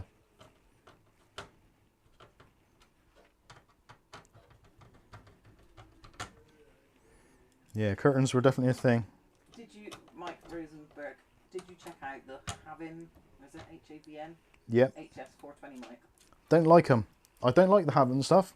I was offered it from Overclockers here in the UK to review it, and I turned it down. I think it's just too big and too expensive. Did I meet you with long or non hair? No. Did Kath meet you? Yeah, well, me and Kath have been together from, how old was I, 15? You're 16? Yeah. Yeah, so I was 15 years old, so... Well, I think we knew each other before that, didn't we? So it's like, yeah, we kind of knew each other because we went to the same school, so we knew each other from about the age of, I would have been 11, you would have been 12, wouldn't you?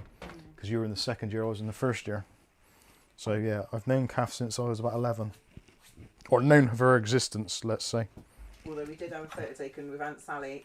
Yeah, we actually went we didn't know each other. back in the early 80s. There was a bank or building society called the Bradford and Bingley here in the UK. I think it was more of a southern thing, possibly.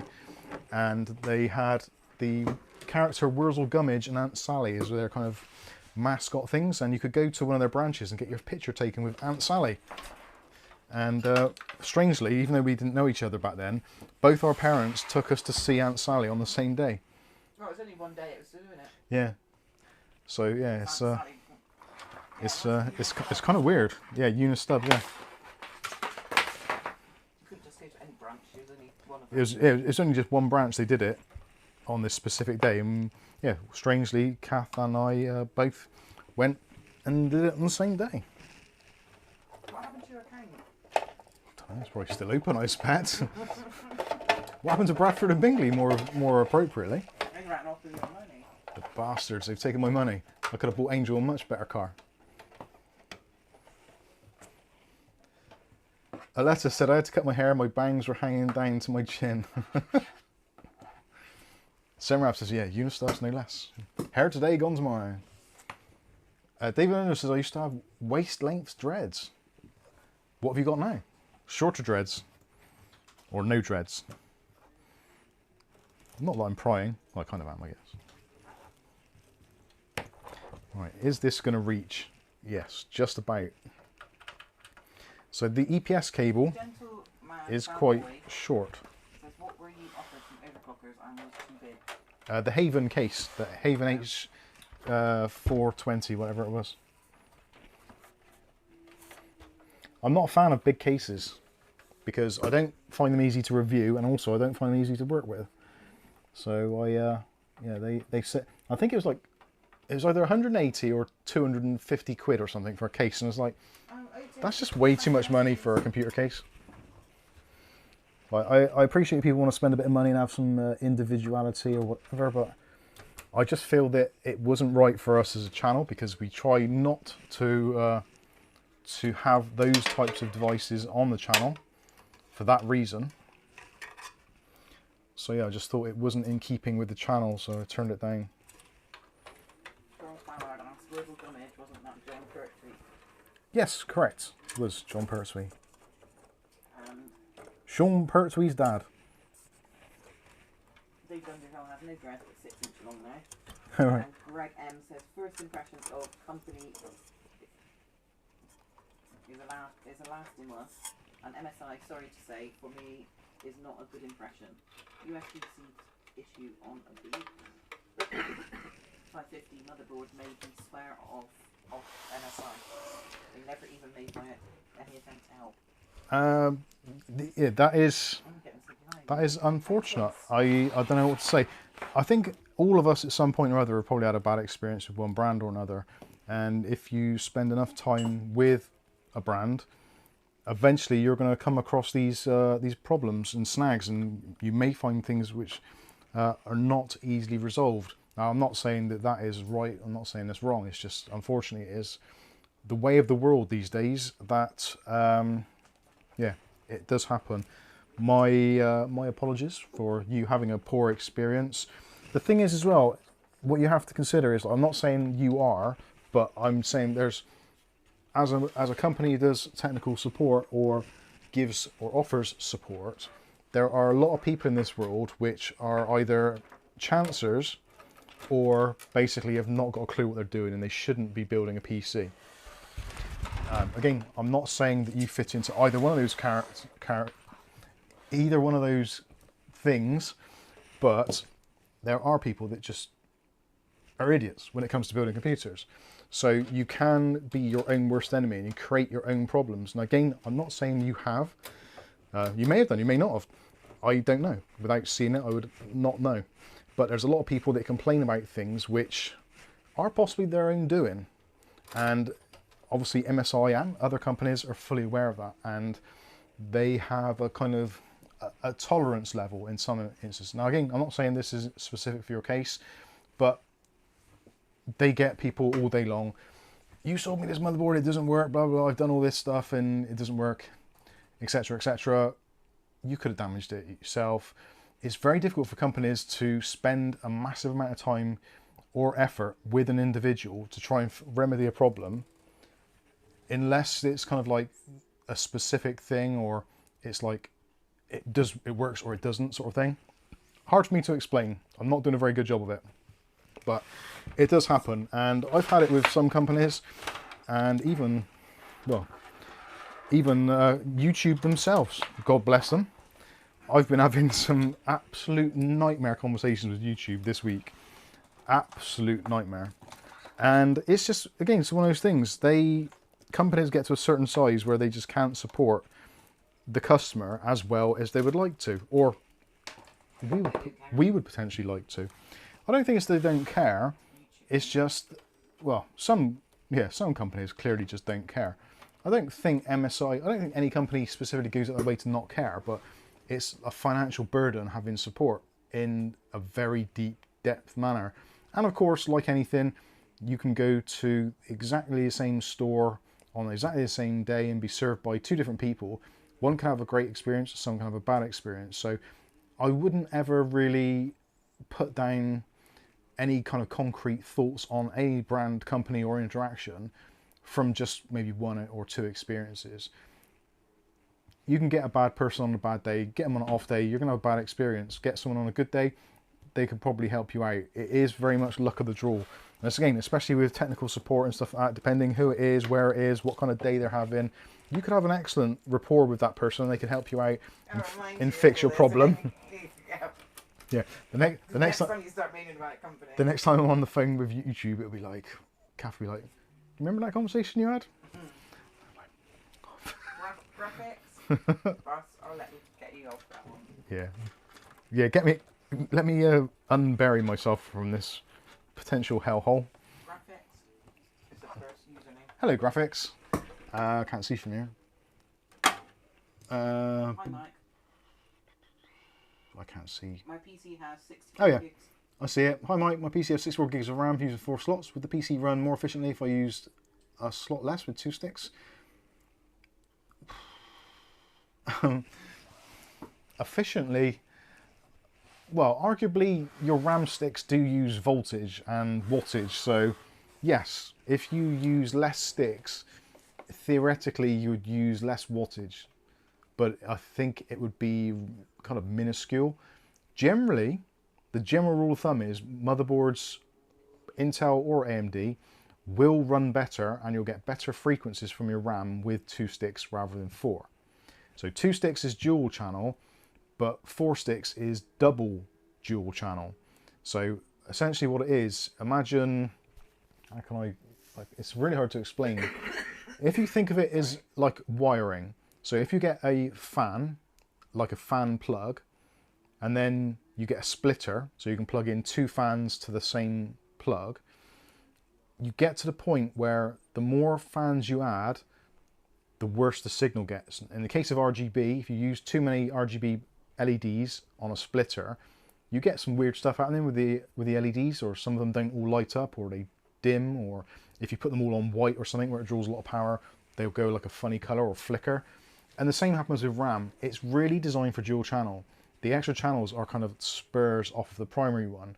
And because the memory speed is so fast and the kind of traces are so small and open to interference on the motherboard, the more RAM you have, the more chances you have of something going wrong or not working as intended to, or not having as strong a signal. Much like a TV aerial. If you get a TV aerial, plug it into a single TV, you generally get a pretty good signal. If you then split that signal into multiple TVs, you generally find your signal's not going to be such as high quality, unless you get a booster, which most motherboards don't have booster, which is why there's CU DIMMs, which are coming out, which have their own built-in signal booster, so you can actually get higher frequencies, or you can use more RAM. I don't know if I'm even explaining that very well at all. Maybe I'm not. I don't know. Hopefully that answers your question though. I've probably just confused myself. Right, I've got to look in here to see where I've got to plug things in a moment. I'm not hiding. Chance to be a fine thing. Now the trouble is with this case, the hub is in a god-awful place. And I don't think I can actually move it very easily either. The hub, ideally, would be better placed further over, because it's kind of blocking where I've got to put the cables through. This is a really, really weird case. There's so many little quirks about it which prevent it from being like an overall like excellent choice, in my opinion. And I'm actually thinking now with these cables, they might even be better off taken around the outside and then back in, because they're super long. Ah, Dave Aitken's in the chat. How you doing, Dave Aitken? Congratulations to you and the family. I'm not going to say any more because you may not want to know, or you may not want people to know, so I'm not saying any more, but if you wish to say anything, feel free to do so. I've just opened the the curiosity floodgates.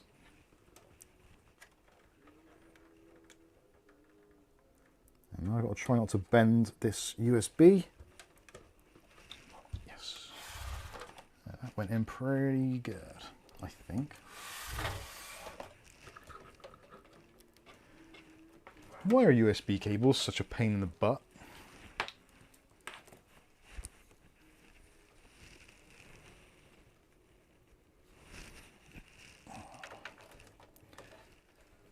This is the time where I really wish I had a back to front board.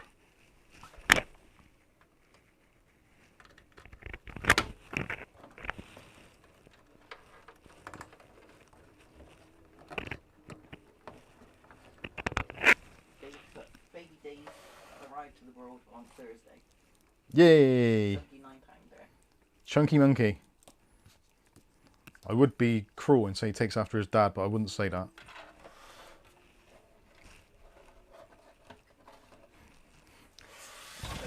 Happens to us all. So congratulations to David and Erin. I'm not sure if I should say the name out loud, but it's a bit late now because I've just done it. But congratulations.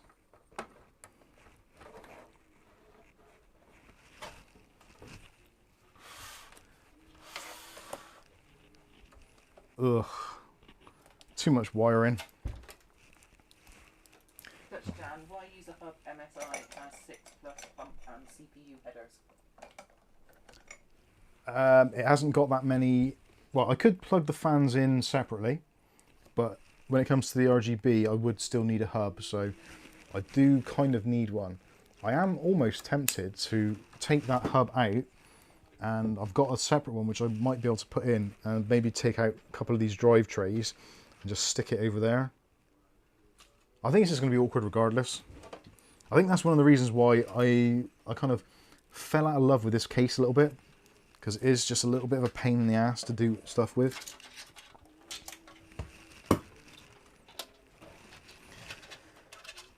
I think I like the fact that they've tried to condense the case in such a way that makes it more compact, but I think at the same time they've actually increased the difficulty or the level required to actually build in the case itself, which is never good. There's like, I appreciate you have to make compromises at some point, but do you necessarily have to make it this small or this much of a pain?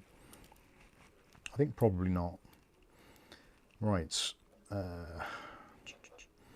Sure, it's been such a long time since I've actually wired up a PC case. I'm actually forgetting how it's done. So what have we got here? Power LED, hard drive LED. Let's do hard drive LED because that's at the bottom. And power LED goes above that. So we get the positive and the minus. Yeah, that's another thing they've done there. They've actually printed the cables or the pins in white on a white background, and they've done it quite shallow, so there's no relief to it, so they don't really shadow particularly well, so you can't really see what they actually say. Power switch is going to be this next one along. Does that look okay? Yeah, that looks okay. So pull those back through, and yeah, I think we're getting somewhere now. We're getting closer to something. It just, I don't know, there's something about a white case, it's just hard to like hide the cables. Like that one is a bit of a mess, but as long as you just don't look at it and stare, it's all right. That is going to be a problem.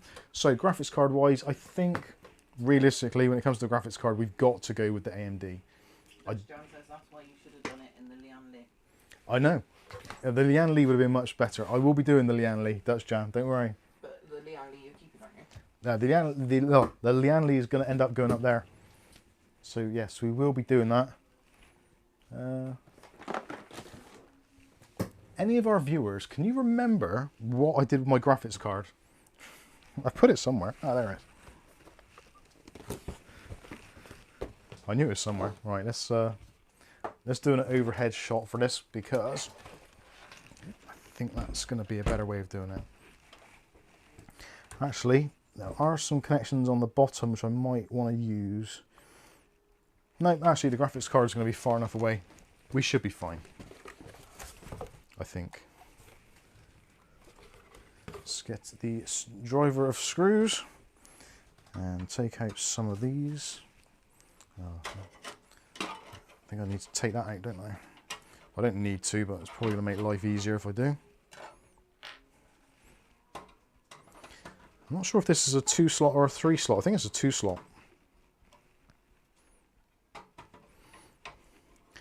Anyway, hopefully it should look nice. I'm tempted as well. I've got a bunch of extra white fans.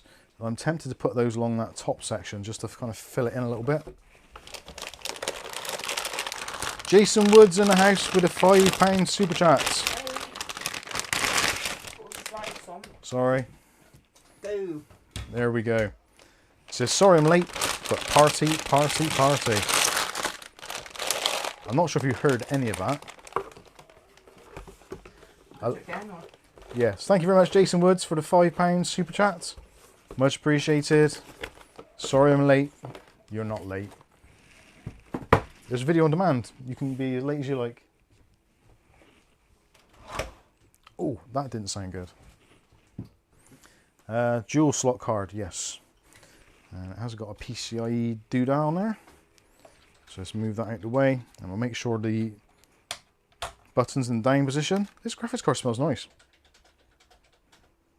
It's got that kind of... I'm not sure what it is. I think it's got links on it. It's got the links effect. Yeah.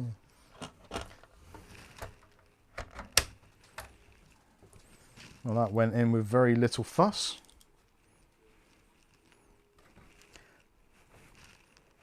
Feels like that might be a bit raised in there. That'll be fine. Put that in nice and tight. Fits nice and tight. And then we can pop this back through. Put it down in position and then screw it with the thumb screw.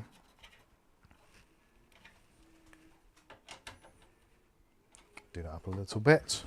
And we'll put some power into the GPU. Now, I've only got one power cable on this, which is not ideal, but it's a relatively low wattage card anyway, so I'm not too bothered. Thank you for the £5 super chat, Dom. Much appreciated. Thank you kindly. What's Dom say? Miss Bob with his live streams were RGB and disco, disco, disco, and the monitors have just turned off. Ah, it's back on. Thank you, Dom.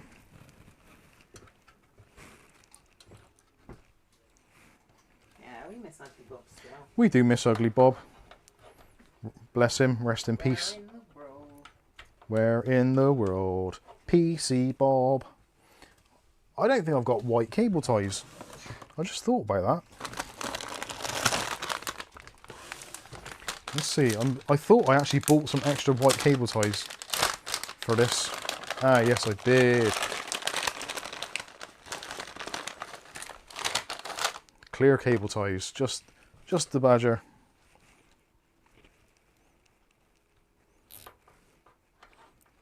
And we'll just. Is that a connector sitting there on the pad? I don't know if this is a bit dated now. I'm not sure. No, there isn't another. I'm not too sure.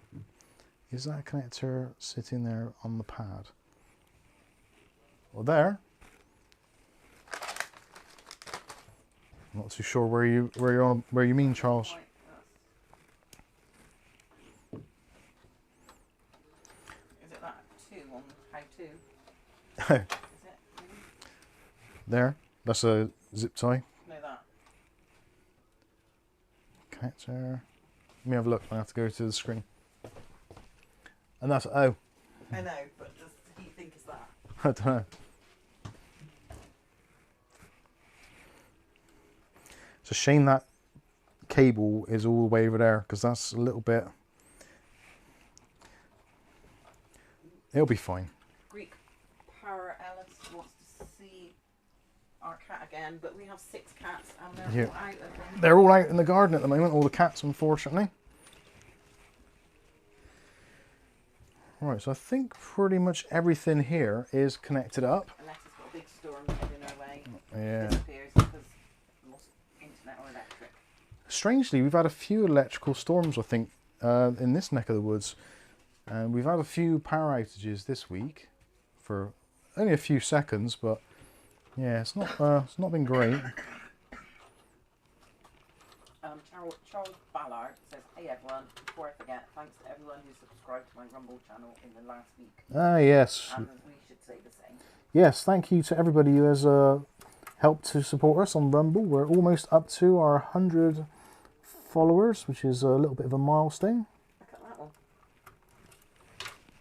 Put a link. Yeah. Oh, ma.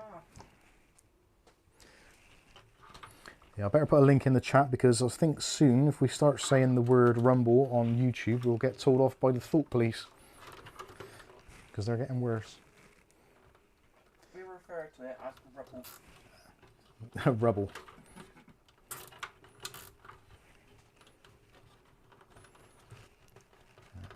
I'm trying to make this as tidy as I can. It's not going to be perfect by a long chalk. That is a phrase, isn't it? By a long chalk. I'm not sure what it actually means, but I quite like it. Right, those cables are going to stay around there. That's fine. It's not perfect again, but yeah, cable management in this case is more of a luxury than an option. Mike. Hi. Dutch Jan. Hi, Dutch Jan. Mike, you mentioned that the PSU had 3 times PCIe connections. Oh, it's gone off the top. I know that's the other one that I mentioned at the beginning. The cable was picked out. Yeah, that was the the one I mentioned at the beginning of the stream for the Deepcool one, not the Gamemax one that we're using. But well spotted. I know where you're coming from. Zero defects signed up to Bumble. Signed up to Bumble. Charles Ballard said the thing you picked up in your left hand. Oh, I see. It's the cut off end of the zip tie. Yes. Yes, it was. But well spotted again. I like it when you guys are all, and girls obviously, are taking an interest and actually paying attention and pointing out things. It's all good. We do appreciate you. We are currently at 83 followers. They don't have to subscribe. Yeah, 83 followers on the Rumble, which is nice. We don't make any money at all on there, but you never know. Potentially one day we might. Like they say, you've got to be in it to win it, haven't you? And also, it's more really is like a failover. So, if anything should happen to YouTube, we've got another outlet.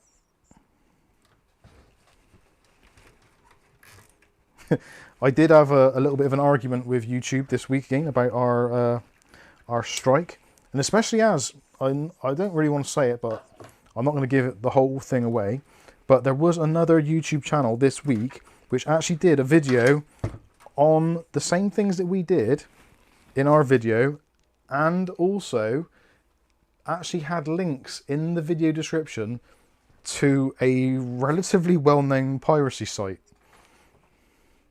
And that video is still up. So it was quite funny actually, because when I spoke to the YouTube representative this week, they actually said that we treat all YouTubers the same, fairly and equally. And I was going to say something, but I thought, no, it's not worth it, because ultimately they didn't give a shit, do they? So. What were you saying about companies? Give them a chance, babe. Give them a chance. I did give them a chance. This is my third attempt to try and give them a chance. Yeah, they can fuck off. No, not there. The person in the chat. Oh, was it? Sorry. All right. If that was our third attempt, then yeah, you're well within your rights to tell them to go do one. It might be a regional thing. Some, like MSI has got a weird layout, because they've got like sub companies, or like not subcontractors, that's the wrong word, but they basically got companies that work for them on their behalf who aren't technically MSI, but they have the like a kind of like a franchise, but not. So they, even though they are working as the name MSI, they're not MSI Taiwan, as in the kind of the main company. Much like Asus. Asus have like Asus, and they have Asus USA, for example. Is the video having struggling to focus? It's like it's pulsing, not an issue, just odd. It might be. I have actually made some changes to the ISO. Is it Could your be. head putting shadows on it? Right, can we stop having a dig at my head, No, please? not your head, but your head's not in it, but when you move your head, it puts a shadow on there. It might be. And it dims and... No, I have actually, I did change one or two of the settings on the camera, so potentially it could be that. Subsidiaries, yeah. After us. Yeah, it could be a subsidiary. How do we... Oh, that looks awful. Looks awful. This looks awful, yeah. You did get a comment on that. Oh, what, how bad it looks? Kind of. Well, not some... Cable management is like from Temu. It's not that good. I'm joking. It's bloody awful. It looks... It's not an easy case to work with. If it was the darker version, or had rubber grommets, this would be fine. But there's not really many places to put stuff.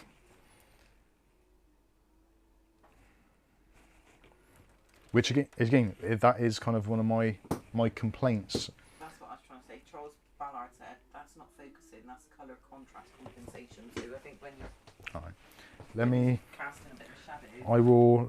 Bear with me a moment, so... It's not on that camera though, it was on the overhead. Oh, was it? It still is. Oh, is it?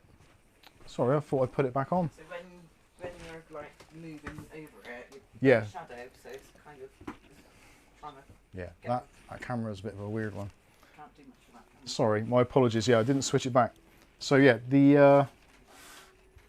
I didn't realise I was still on the overhead. So yeah, I think it's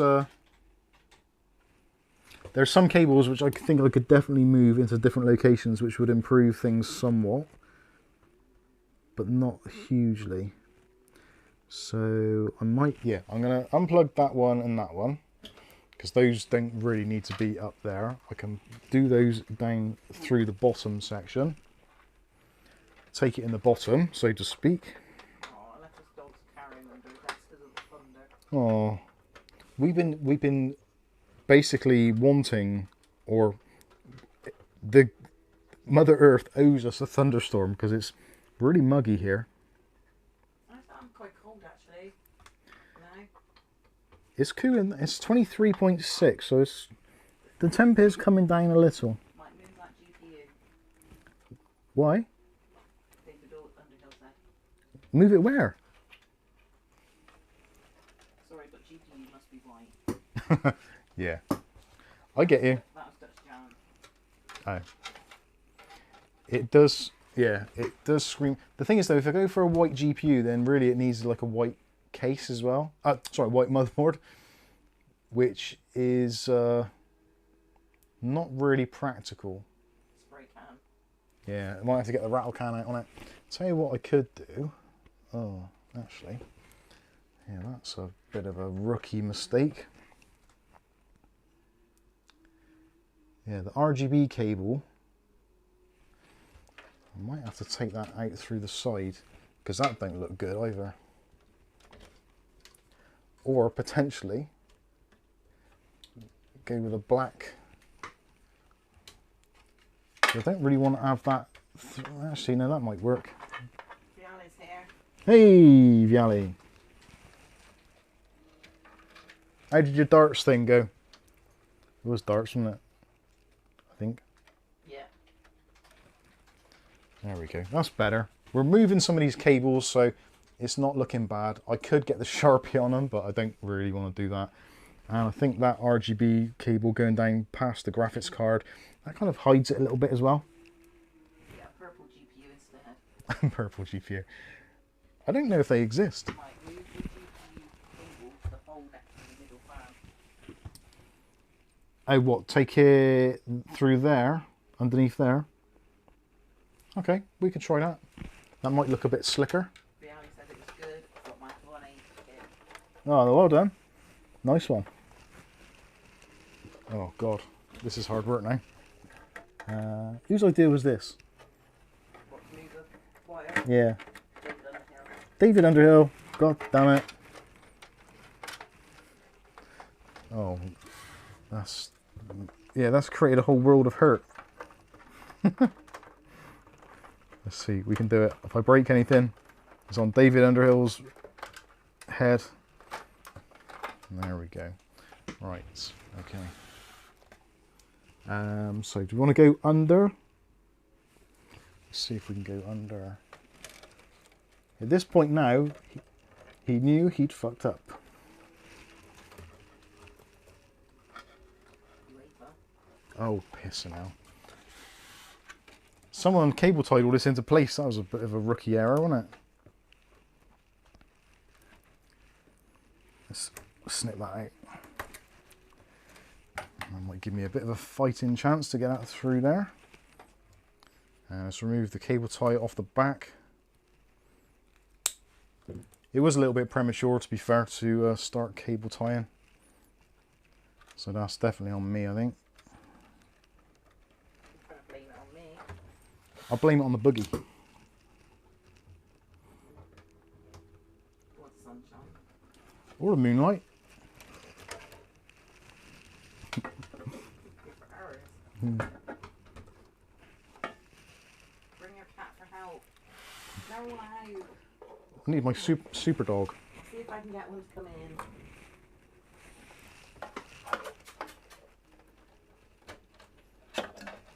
Maisie, Flame, Poppy, Candy.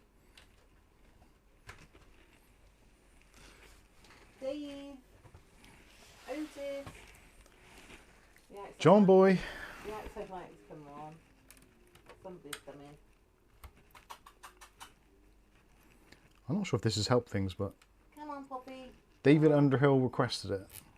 So we're doing it. That's Candy. Come on.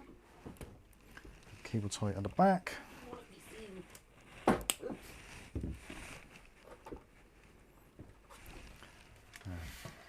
Is that a better... Oh, shit. Is that a better angle? Hello. Thanks for coming in, Candy. Hey, it's Candroid. Hey, Candroid. Who else is there? Poppy, Davey. Davey. Oh, he can't climb up, can he? How are we looking? Let's have another thing. Black ones. Come and say hello. You're getting a dingy little monkey. Oh, what? You want the cable going on the top?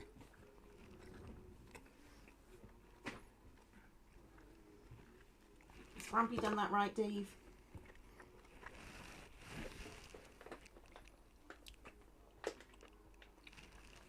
Ah. Davey? Over the top looks better. Do you think so?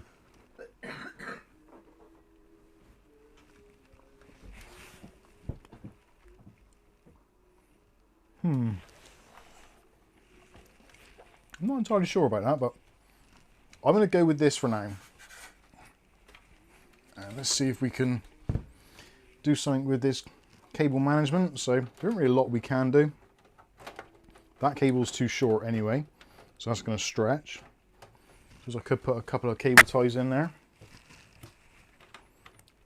I don't want to put too much stretch on it, if I can possibly help it. At least it might keep them actually in place.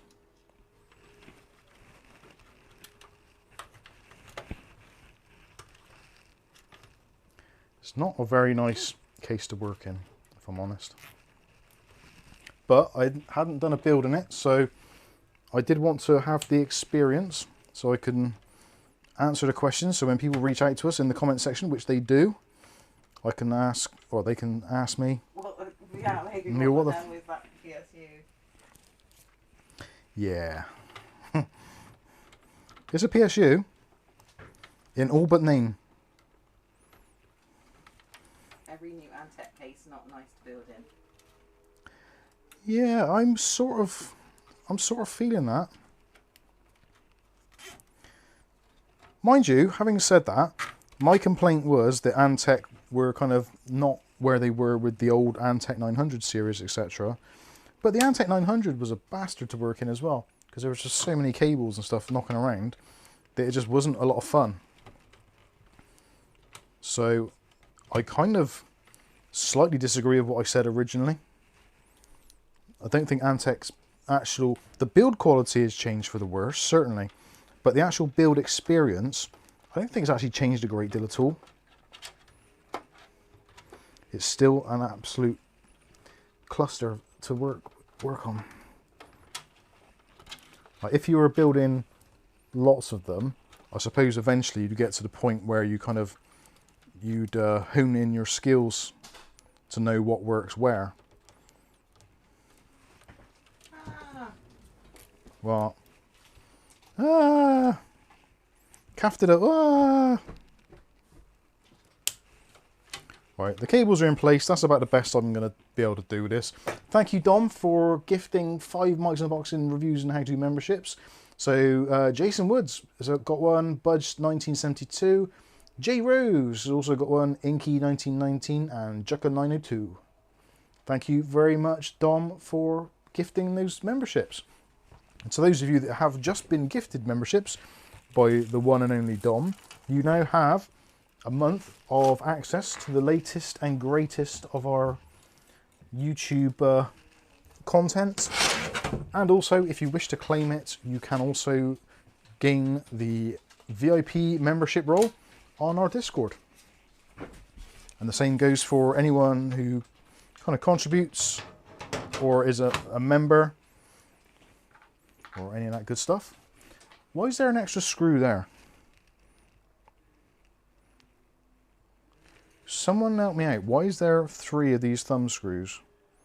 But yet I've only got 2 to go on the back, I think. Oh, there's a couple to hold on the glass, isn't there? So I'm actually missing one. Still, that's fitted on there very nicely, and I haven't had to do the suitcase mod to make it fit. So I'm pretty happy with that. There does seem to be a bit of a gap there, but that ain't gonna butter no parsnips, is it? Calf loves that.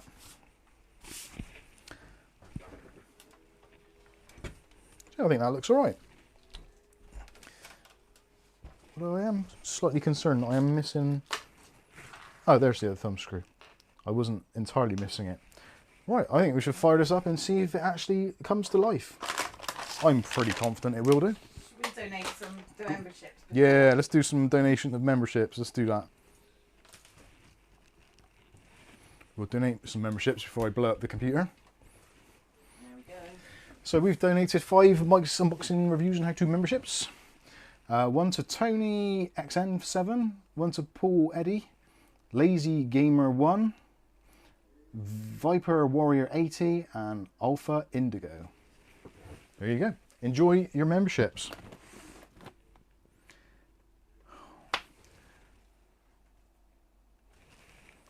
I need a power cable. I need to get some kettle leads sorted out. I know there is one in here somewhere. Didn't I go through this last time? And I was like, oh, where's my kettle leads?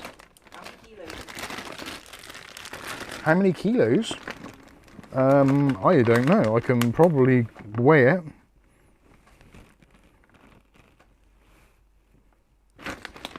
Right, I'm going to look in the other room. Actually, there should be... Why do I always do that? Oh, I'll tell you what. There's one there, isn't there, that came with the Deepcool power supply, because Deepcool are cool.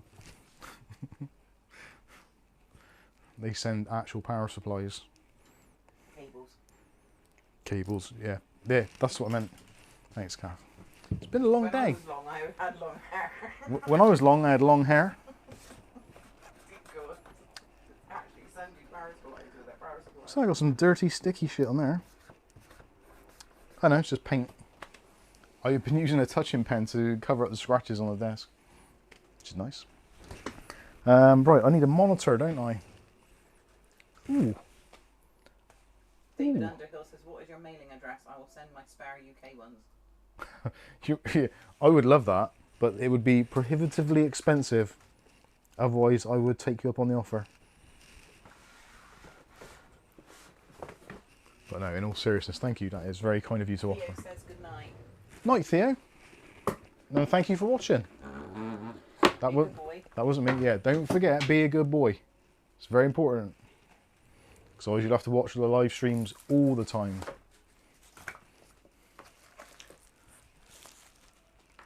Nobody wants to do that. USB-C. Do you ever bother with GPU support brackets, Mike? I do. In this one, I probably won't. I don't know, actually, is there any sag in it? There is a little bit of sag, I think.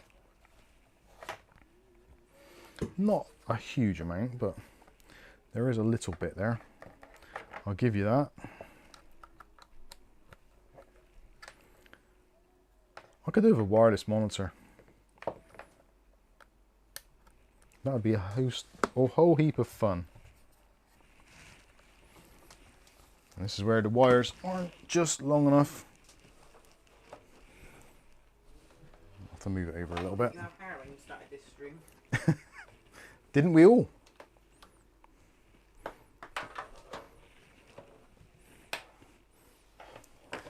I don't want to cover the screen or the PC too much when I turn it on. But my cables aren't long enough to go the distance. So USB-C and GPU.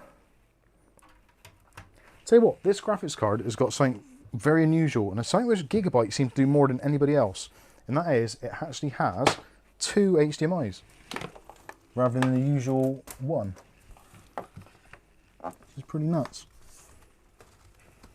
Let's try not to electrocute myself. Ruin my monitor.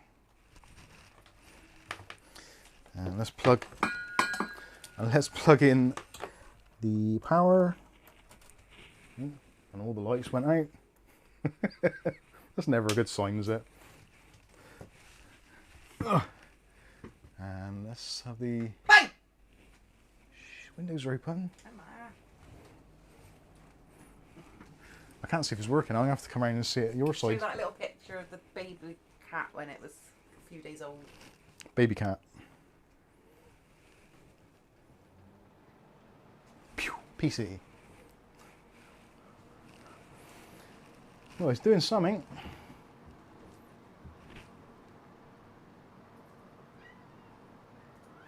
Ooh, Who's that? that's got RGB as well. That's Otis. Was that your baby picture?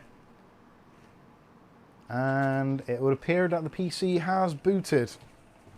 It's asking some TPM nonsense, which I don't know why it asks that, because it just ends up going through it anyway, doesn't it? Didn't want to see you again, Otis. Come on. It's definitely RGBing. Running off.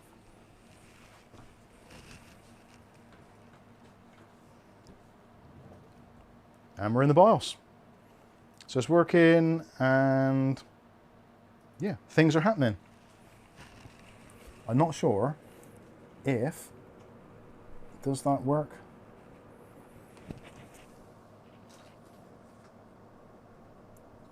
Right, no, touchscreen doesn't appear to work in the BIOS, so let's plug it into the other port, maybe it will. Wimax it. No. Touchscreen does not work in the BIOS, which is unfortunate. Because it would be quite nice to get in and sort out those fans. In fact, where is all that noise coming from? Is that those? Oh, it's those. Yeah, because that isn't set up right. So let me grab a mouse of some sort, which has USB connectivity. What have I got? What have I got?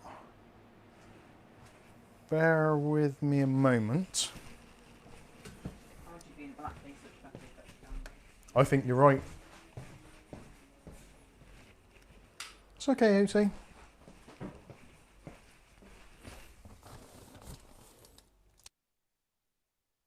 Right, nothing in there. Aha. That's the one I was looking for.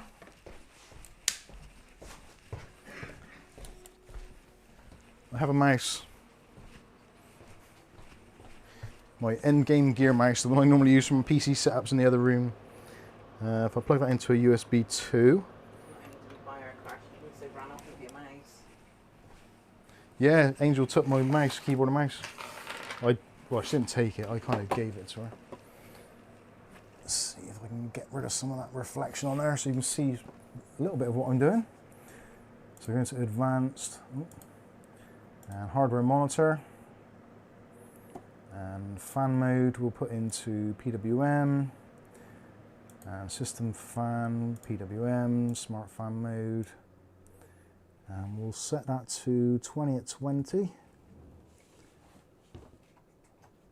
give or take. Uh-oh.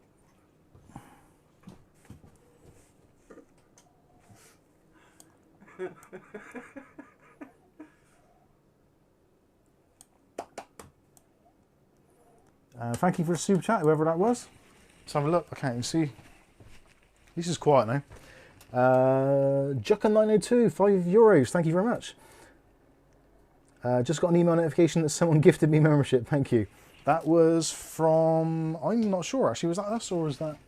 That might have been Dom.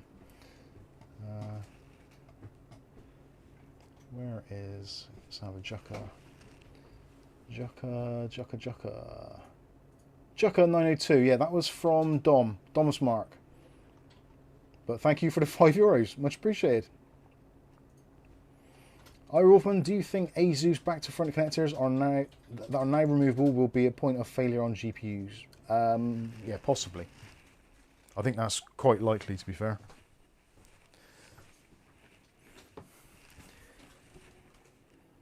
Right, let's. I don't need the fans to be quite that loud. And let's take them right down so it's silent.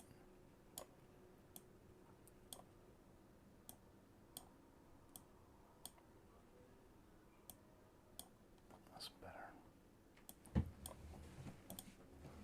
And CPU. Leave that there. Oh God, I'm being abused again.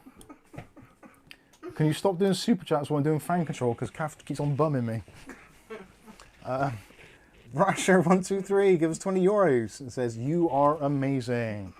Thank you so much. He is. Much appreciated. Actually, I didn't click on that one, did I? Should have clicked on that one. On it. Oh, did you? Awesome. Thank you. Not that way. I can't do that bit. I can't do that one either. Thanks, Rasher. God bless you. Right, no more super chats because Kath's getting amorous with me while I'm bending over in his desk. Right, can I turn on Expo, which will give me an extra 400 megahertz? And let's do some other. Oh, jeepers! Not only am I unboxing, I'm sat on a box. That is the wrong date. I don't care what anyone says. That's the wrong date. I don't know. The BIOS is new. 3rd of the 5th, or 5th of the 3rd. Oh God, my bum! A rally, £20, just because it is fun. Thank you. Not for my poor bottom, it ain't. Oh, bless your heart, O'Reilly. I'll give him a bit of a paintbrush next time. Yeah. Can you put that light on? I can't get past you. Okay. Oh dear lordy. Right, what else have we got? OC. So we've got Expo on. That'll be fine. We want to do the memory side of things. So memory change direct. Memory context restore. That's what we want. So we want that enabled. And where's memory power down? Oh, it's in advanced DRAM, isn't it? I don't know if this is actually still necessary, but I still do it every time. Take that message. So that'll do. We'll save that, and we're tickety-boo. Stupidly, I could have just plugged in that screen into. So I changed my capture card back to the Elgato, so I could have just plugged it into there. Actually, thinking about it, but then I haven't got a keyboard and mouse. I need a 3 or 4-way KVM, I think. Actually, no, that would be really confusing. The thing about building PCs now is no matter how bad you screw up, it will still be better than the infamous Verge build. Yeah. Very true. 52 megahertz, woo! XMP, baby. A little bit of PC building. And quiet. PC building and bumming. Can't go wrong. Well, it works. Nice compliment. Viali, nice clean build. Thank you, Viali. Yeah, I think we've done all right there. I've been drinking it as darts. Yeah. There you go. There's the finished article. 180. I think the white RAM actually looks all right. That's The whole build. out of the whole build. The rest of it sucks. A little bit of RGB on the front there, which is hooked up to all these. I've taken the dust filters off. Let's put the glass panel back on. There's a bloody spider in the glass panel. Go away. It's pretty quiet actually.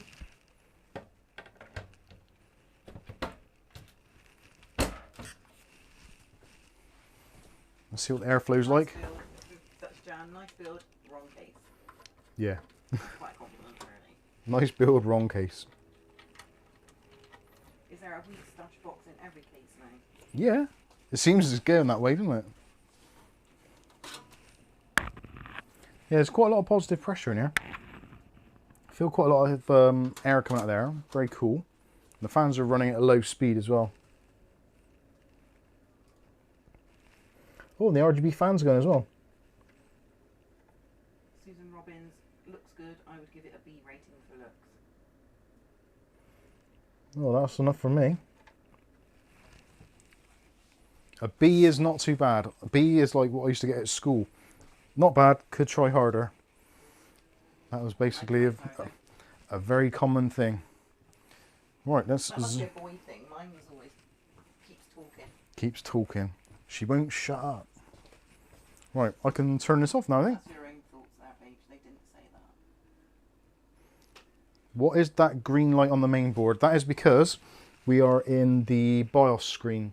So that is the boot LED. So because there isn't actually a bootable USB drive, and actually I can just demonstrate that. If I get a Windows 11 disk, and we'll do a reboot. Actually, I forgot we can change the LEDs on the board here. Wiring challenges are not that big a deal.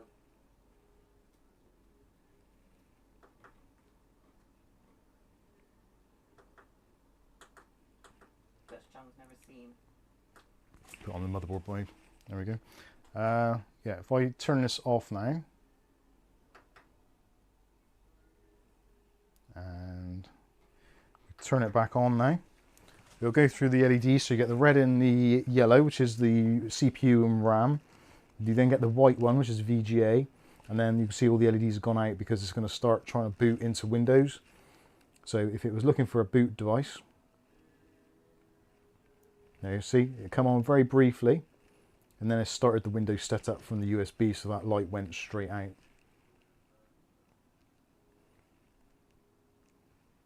Unless it's done a reboot, which I don't think it is. I think it's initializing USBs. Oh yeah, you can see it there. So just about make out the screen in the background there. So Install Windows XP. it started the Windows install. United Kingdom, yes, yes. Actually, I might as well just stick Windows on there now. I don't have a product key. Might as well get that done. Oops. The portable monitor deportalized itself. Oh, for God's sakes. Put it up there, it'd be better to fall over off there. Put it up here, it's much further for it to fall. See how destructive it can be. Yeah. I'll start the Windows install. I don't know why I'm doing the install actually, it's actually pointless. So what is the total for the build? Right, let's total it up. So let's, My calculator. yeah, I'm going to write it down. So Okay. I'll write it down, you can total it up. Install Windows Millennium. Millennium. Right, let's get my my writing. GPU has own RGB settings. Yeah, I would probably, well, normally I'd use MSI Center for this, but I think in this instance I would probably go with OpenRGB. You are? Black tape. Black tape.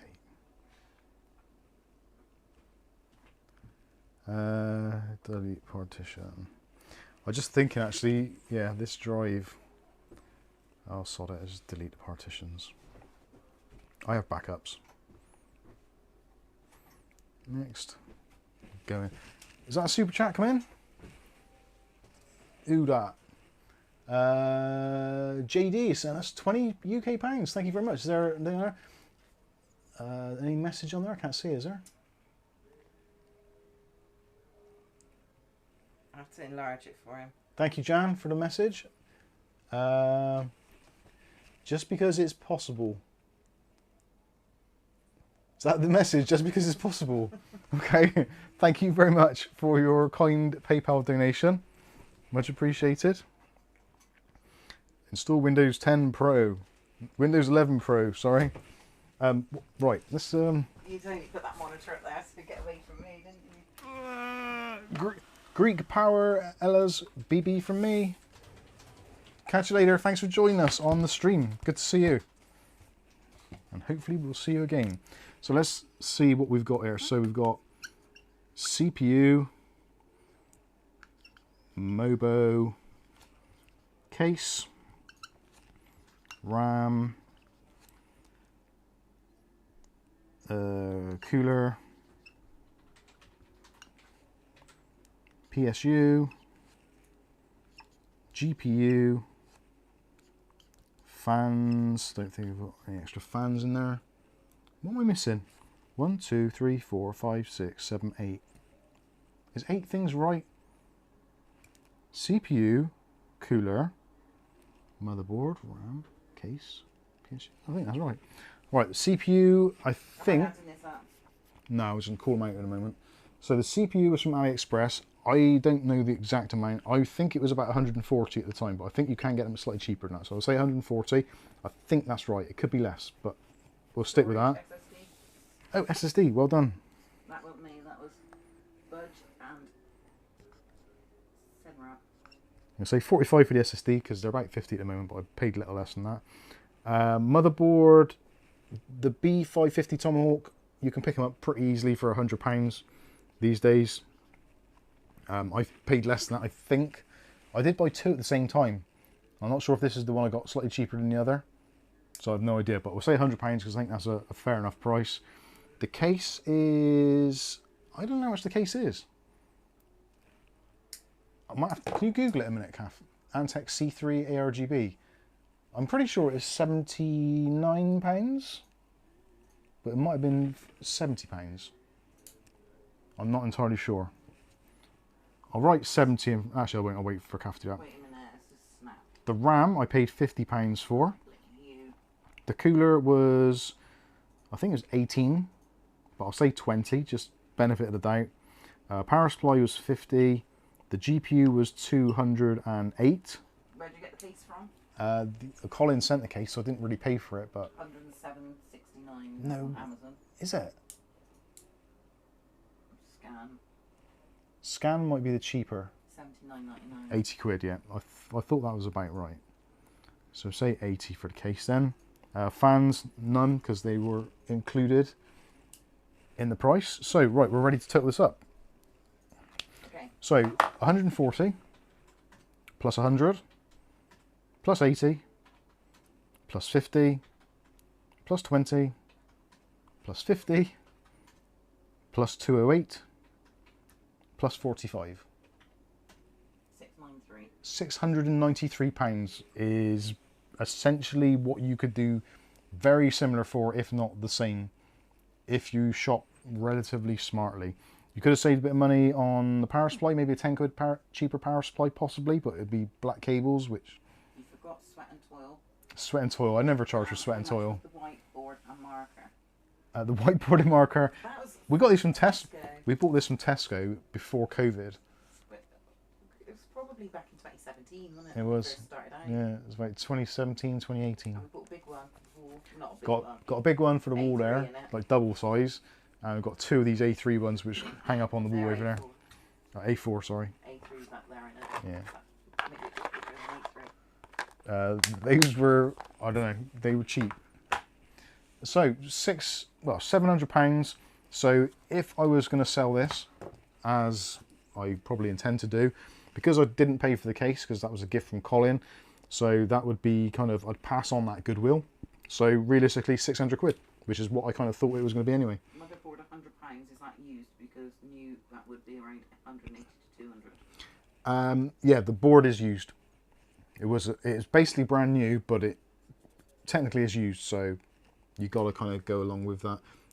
You probably could sell it for more than that. The thing is, when you're selling a PC, you can always sell a PC cheaper because it's a combination of parts. Some things you make a bit of money on, some things you lose out on. If I was to split it down and sell it as individual parts, like the CPU I could probably sell reasonably easily. The motherboard, easy. Case, debatable. Probably wouldn't get much for it. Maybe 40, 50 quid possibly if you're lucky. The RAM would be hard to sell, I think, possibly. Maybe not, maybe. The cooler, no point in selling that. Power supply, that probably won't sell, especially like second-hand wise. The GPU probably would be able to make maybe a little bit on that. I paid 208. RX 6700 XTs quite often go for somewhere in the region of about 230 to maybe 270 if you're lucky. So there's a little bit of leeway on the graphics card. The fact that it's a slightly higher end model with the RGB built in as well might give us a little bit more leeway on that. But personally, I think for me to clear some room here and also to clear some stock, to sell this about $650, I would be very happy. That would allow us then to kind of reinvest into other £20 stock. thermal paste. 20 quid for the thermal paste, yeah, that's right. And also, Ratio says I wasn't paying attention. What was the GPU again? The GPU is a Gigabyte RX 6700 XT OC edition. How much was it? We paid 208. And just in case that's what you missed. And Master Memer says, what was going on with the lights? So I don't know if it's the lights in there or the disco lights. Disco lights. The disco lights we put on when we get a super chat or a donation. So if someone donates money to the channel, it's just a little comedy thing we've done since almost when we started the channel. Is one of the first things we did is like a little thank you. You just turned on an RGB lamp, which was originally automated via IFTTT. I had to work out what that meant then. Yeah, IFTTT. So it was automated. So YouTube was linked into IFTTT. So it would send a signal from YouTube to our disco ball via our Hive power plug. It was a nice little system when it worked, but unfortunately, Hive actually stopped allowing other people to hook into the Hive kind of ecosystem. So that no longer works. I think originally actually we might have done it with like a Xiaomi plug. Thanks, Kath.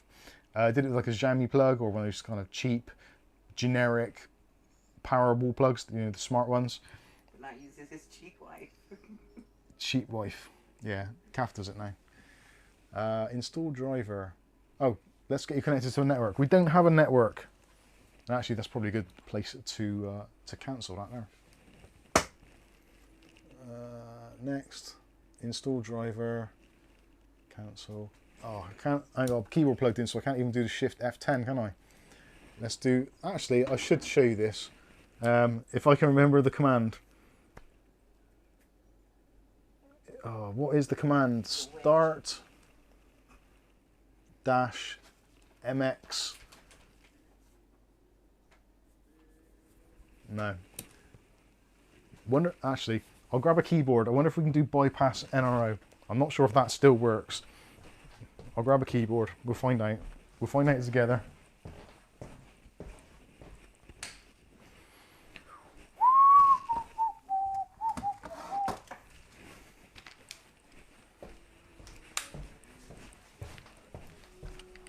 I don't understand that. We haven't been in the front room at all and it smells of cigarettes in there.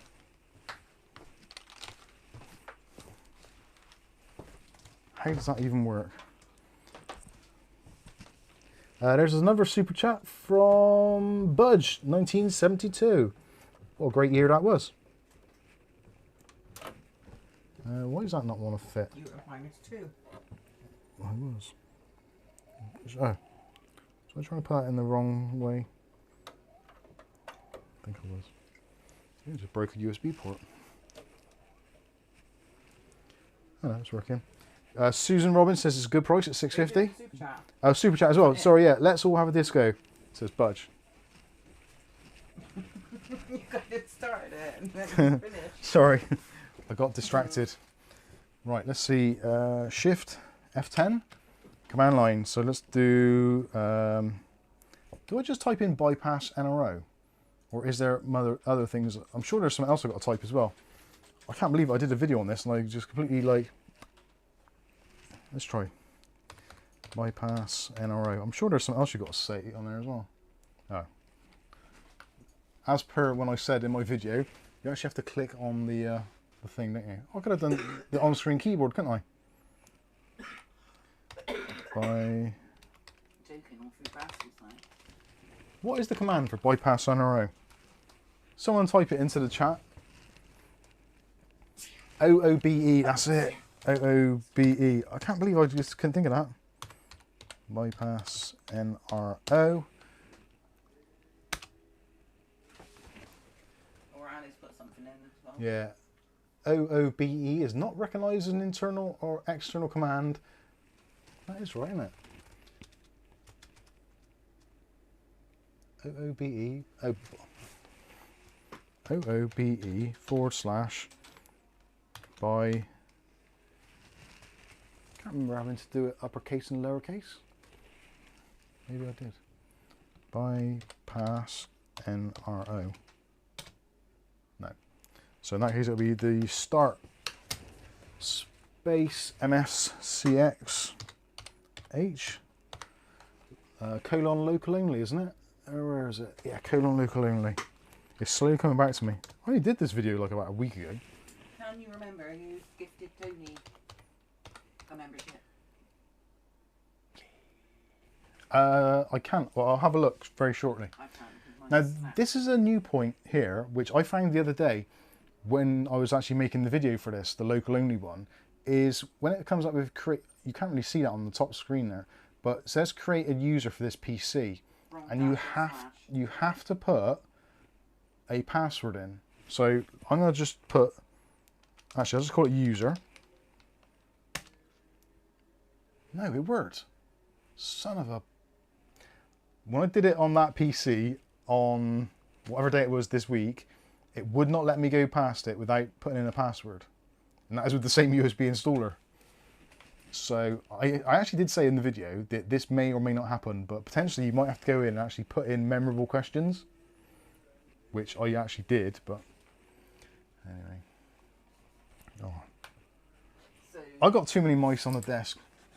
So Tony says, thanks for the membership, Mike. Well, it might not have been yours. Just got an email to let me know I was watching the England YouTube. Oh, under 21s? Game and it flashed up. Hope you're both well and all in chat. And but thanks for the bids on. Bless you. 650. Is it an L or an I? Oh right, yeah. Night Devil. Oh, the Night Devil boards, yeah, yeah. Update my files following your videos. Cool. Dom says wrong dash or slash. I did tell you that, but you weren't listening. Yeah, I did listen, but I didn't. Yeah, I don't think I did. I think I did it. User. You told me last week that I should multitask because you could do it. I know. Just saying. Sometimes I get things wrong. I say that a lot today. That's the last time I get up early on a Saturday. Right, so that's worked, and everything appears to be installed. And I can plug in the network drivers and all that at a later date because I can get that ready for the subsequent incumbent. Actually, let's just plug the network in anyway. What the hell? We've come this far. Let's let it do the drivers. Got some minutes to kill. I noticed actually Gigabyte have got some new motherboards coming out which actually have a built-in feature or facility where the Wi-Fi drivers and LAN drivers are built into the BIOS, which is pretty cool.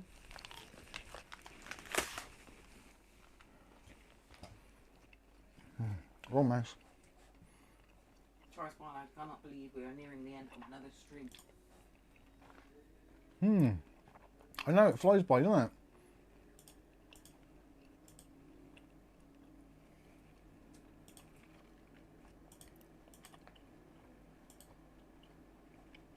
Aletta says the only time I was wrong was the one time I thought I was wrong, but I was right, so I was wrong about being wrong. Oh.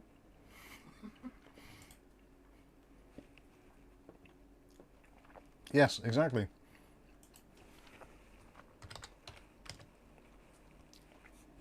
I'm going to put MSI Central on here. You can download the updates and drivers for me.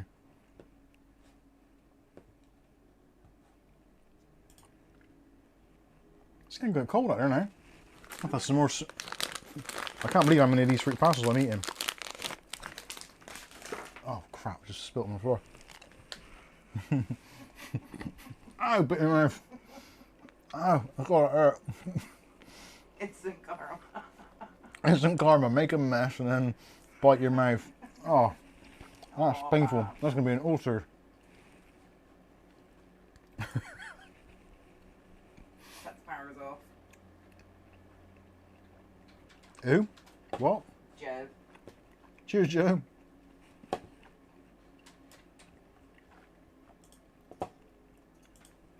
Come on, let me click it. There you go. Oh God, these are chewy and juicy at the same time.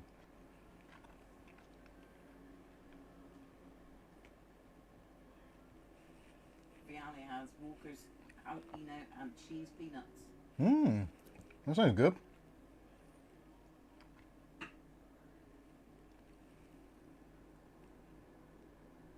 Remember that cook at the BBC canteen?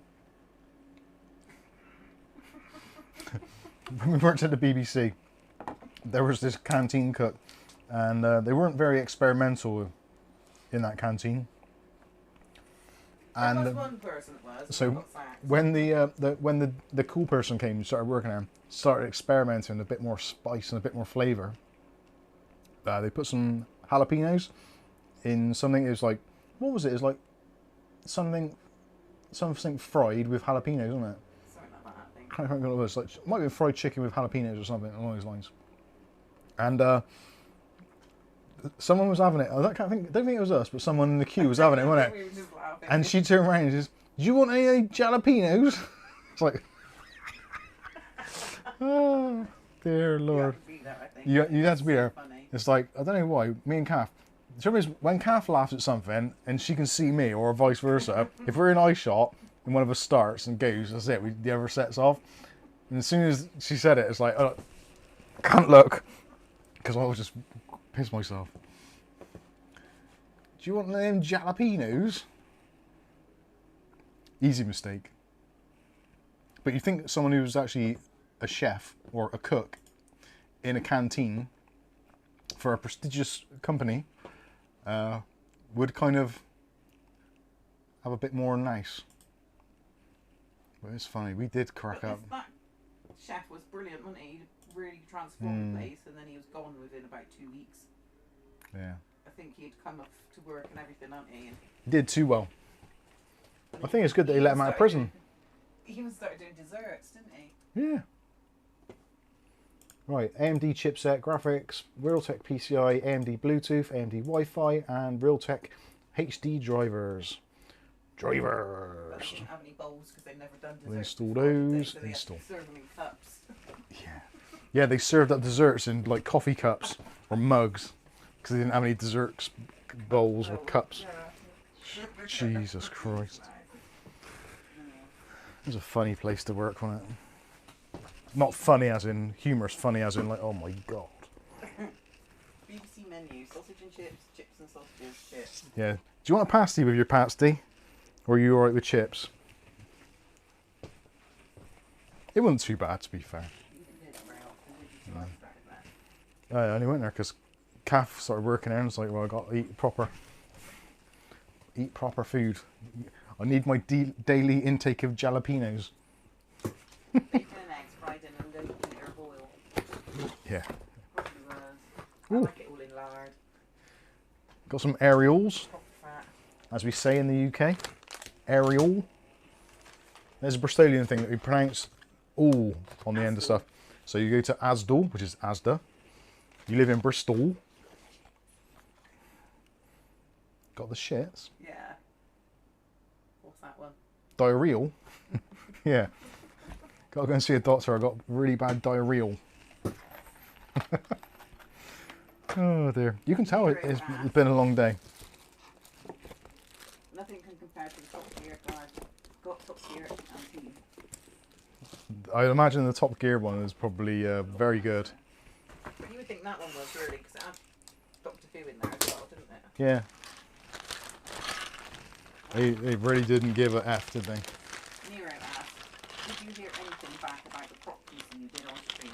Nope, Go on, not. let your rage out now. Nah. I heard absolutely nothing. Absolutely. Much like Jeremy Clarkson, I heard diddly squat. Nothing at all. No. Not even a thank you. No, thank you. That's what I get for being a nice person and trying to help out somebody. There may be a good reason for it, I'm not sure. I haven't seen him posted on Facebook actually recently, so it might be brown bread, you never know. Stranger things have happened. Just waiting till it's that time for the famous picture to be posted. That's happened. Oh, has it? Yeah, I don't think he did it though. Oh, So he might actually be dead. he does that every year, doesn't he? Yeah. Oh, come on, why Post won't you all go? year was in the shed with stale tea and biscuits. Oh, great. If you follow me on Facebook, I used to post lots of pictures of the BBC canteen and some of the stuff they used to try and feed us. Like the rotten fruit and stuff they used to hand out. What's that? YouTube is not receiving enough video. What's going on? Is it broken? Nope. Oh, it is a bit choppy there, isn't it? Is that about to crash? It says stream is buffering a lot of them.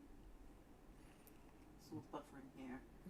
I buffered it as well, so it's all past 10. So Okay. Yeah, I can see it on there. I thought it was my Wi-Fi. Open widget. I wonder it's because I'm doing the Windows updates. YouTube is not receiving enough. David Underhill, useless trivia. My staff canteen does killer Asian food. Sole trader has perks. Barefoot Tech is 21 years old on Tuesday, the 1st of July. Wow. Happy birthday, Barefoot Yeah, happy Tech. birthday. Stream output. Wonder if I can lower that slightly. Right, did have buffer refreshed and okay now. Let's try that. Yeah, all right. There's something really wrong with our internet, and I don't know what it is. I don't think it's the... Well, it could be the router, I don't know. But it seems to be a weird thing now where when I start streaming, it kind of takes a while to spool up. And I'm finding that with anything. Websites seem slow loading as well. So I think... My uploading the rumbles were been so slow. So we might have to... Because the routers that we've got, the Orbis, don't have any firmware updates. So I don't know whether there is a problem with those. Shouldn't be, really. I have reset the cable modem and also reset the router boxes as well very recently. Oh, it says an excellent connection now. What? Excellent connection. Excellent connection. Wonder if it's downloading Windows updates as well. Could be. We used to have that problem before, but I thought we'd got over that. We'd been there. We'd solved that problem. Anyway. So, I think the PC's been pretty good. Let's have a look at some of your... Hello? What? Is it Virgin Internet? It is. Virgin on the ridiculous. Ba-boom. Probably already talked about it, but the head is looking a bit raw. It is. It was quite warm today. It doesn't look like it in real life. I think it's the camera does it. It's Got a lot of yeah. welly ball bread in it. Yeah. It does look very oversaturated on that camera. It doesn't look like that in real life at all. No. That says you're doing fine, Mike. Thank you, Susan Robbins. Thought it was my Wi-Fi. Barefoot Tech is 21 years old. Wow. Remember being 21?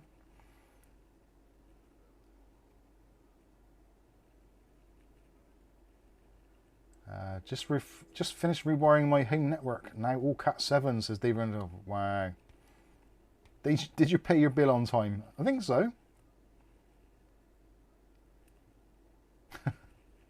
I actually do regret. There was an opportunity about how long ago was it?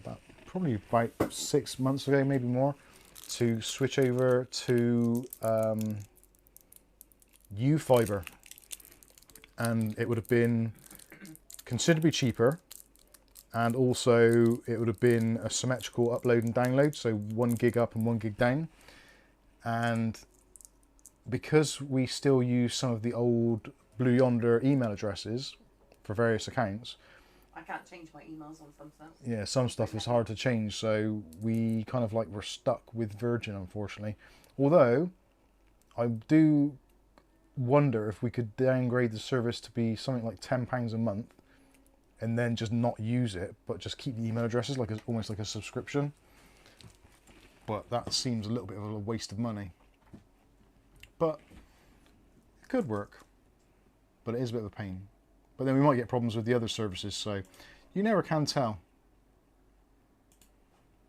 Major outage with 3 this week. No voice calls or text. Yeah, I use Station question mark. ID Mobile, and yeah, I was trying to make a call on Tuesday or Wednesday, one of the days. I can't remember. Trying to make a call. I could receive calls, but I couldn't make calls. I was like, what's going on? Birthday next year.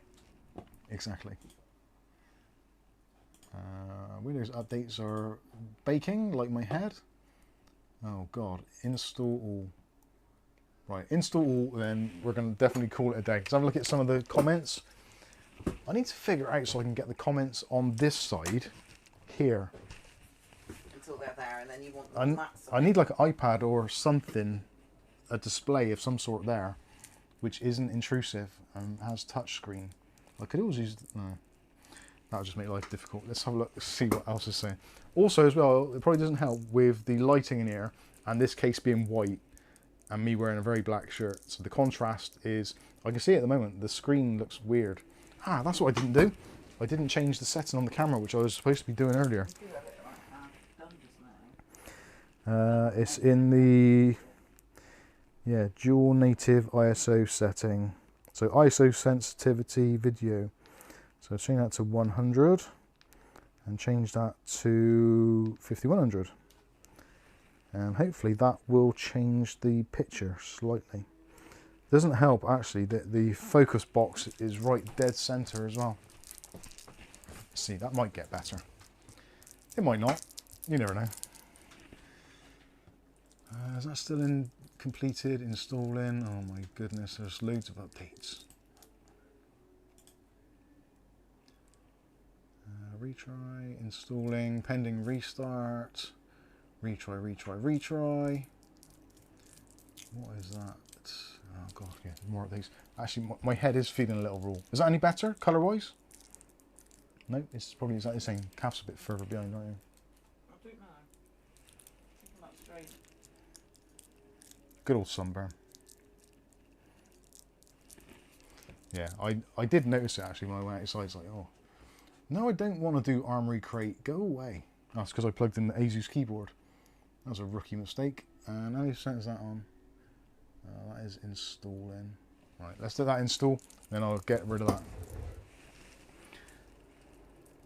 that. Mark Berry says, I put some shelves up in my shed, still looks shit though. Oh, well done. Use a wireless display as a second screen. That's not a bad idea. Fred Vandermeulen says, cool PC. Thank you. Mike, the color balance is close enough. Okay. Senrad Mike, question, running Windows 11 Pro, click on settings icon, and screen seems to take an age opening. Would there be a simple reason or something I should check for? No, I think that's a common thing, especially if you use a Microsoft account. For some reason, if you use a Microsoft account... What are you doing? Huh? You're doing something. That's so irritating. I know. If you use a Microsoft account and you click on settings, it defaults to try and go into your home page, at which point it does like a tally of what's going on in the system. And also I believe it talks to the Microsoft servers as well, to like for your OneDrive account, details, the user account, the Windows activation, all that kind of stuff. So yeah, there is definitely a thing. I'm reasonably sure the update which came out on Tuesday this week is supposed to fix that, so it's better, but that isn't always the case. So you might have to either just grin and bear it for a little while until the next update. But yeah, I find it quite frequently when I go into my PCs, I click on the start and it just takes a while to get there or load. Sometimes it can be because you've got loads of temporary files as well. So if you haven't, I'll put that down. If you haven't done the temporary file cleaner in a while, then it's definitely worth doing that. I installed the Microsoft PC Manager and I used the disk cleanup utility in there, and that seemed to help a little bit. So it might just be you've got a load of junk files on your system, which it kind of also tries to index and troll through. So it might be worth checking those out. Where are we? 93%, almost there. We'll get there. Is that any better? Can't tell. Yeah, again, when you've got RGB lighting on, it doesn't help trying to get your camera to do white balance. I'll have to put my hat on, put my hoodie on. It'll be fine then.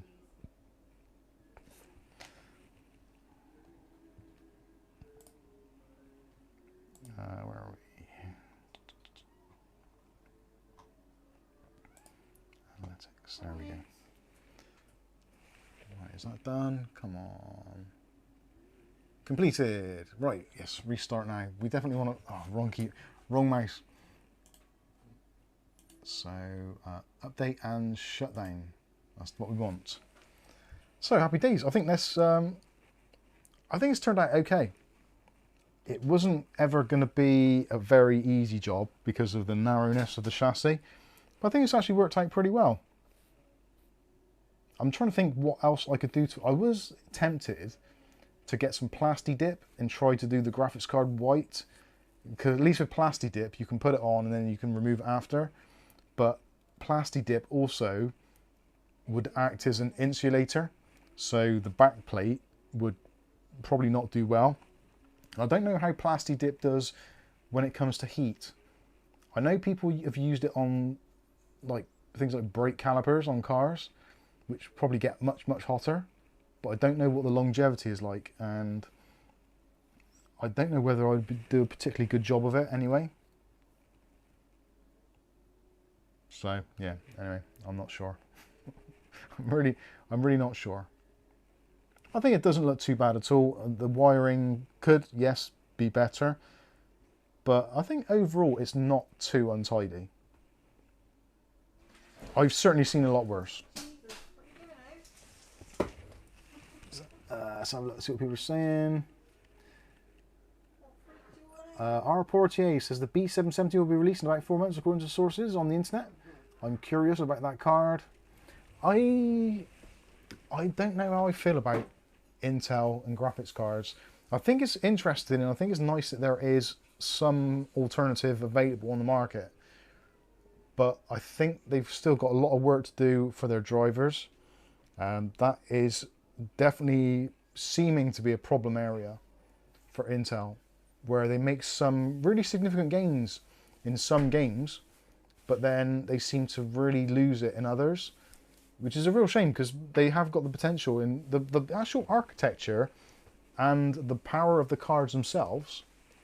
What it actually contains on the board is in a lot of respects superior. But if game designers and other productivity companies don't specifically write their software to take advantage of the hardware, which, let's be fair, with a less than 1% market share, it's unlikely to happen. So Intel are always going to be on the back foot trying to basically emulate, much like they do on a Macintosh with Rosetta, taking native Windows code and running it on a Mac. There's always going to be that layer of translation, which is going to add a little bit of latency and also going to have a performance penalty.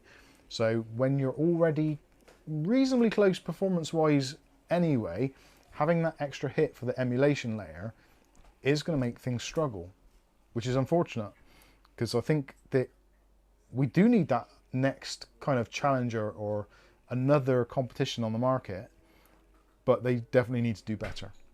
It's very much like AMD with the pile driver thing.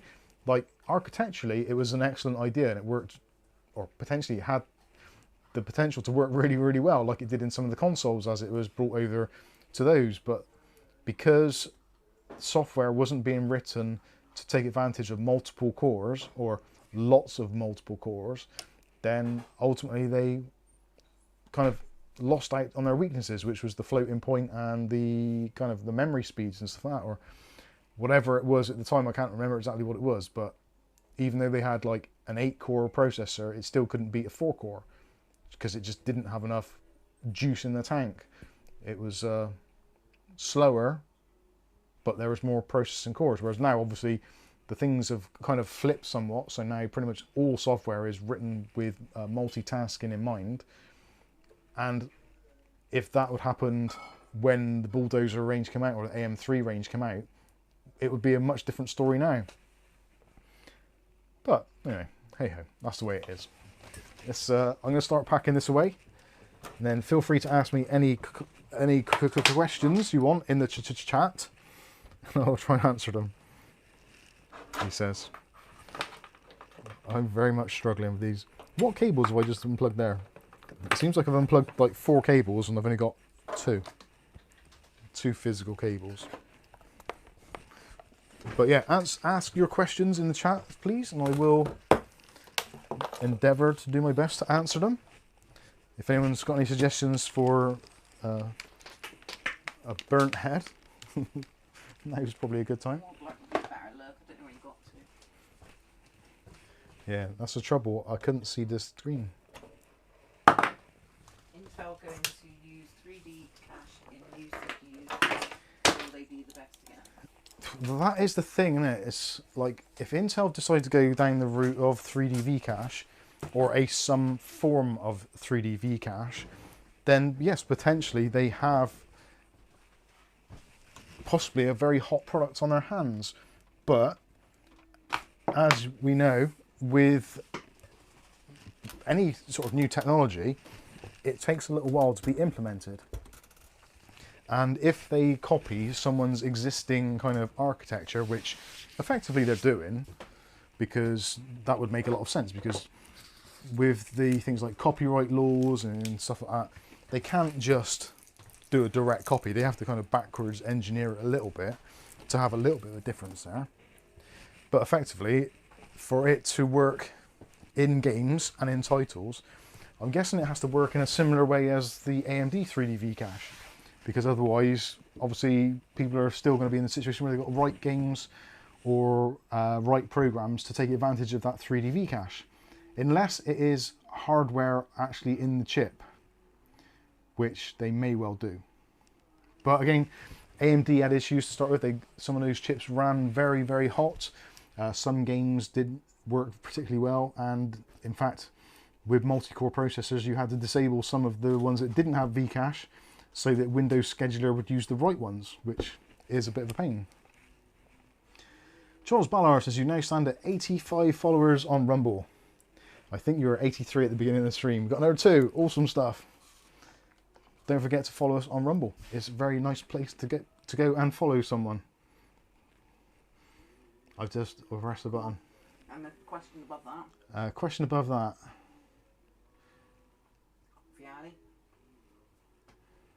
Viali. Question. Oh God, no. No. Still no. No. Our orphan says aloe vera gel is good for your head. I've got some of that. You should put some thermal paste on your head to keep it cool. Apple cider vinegar, do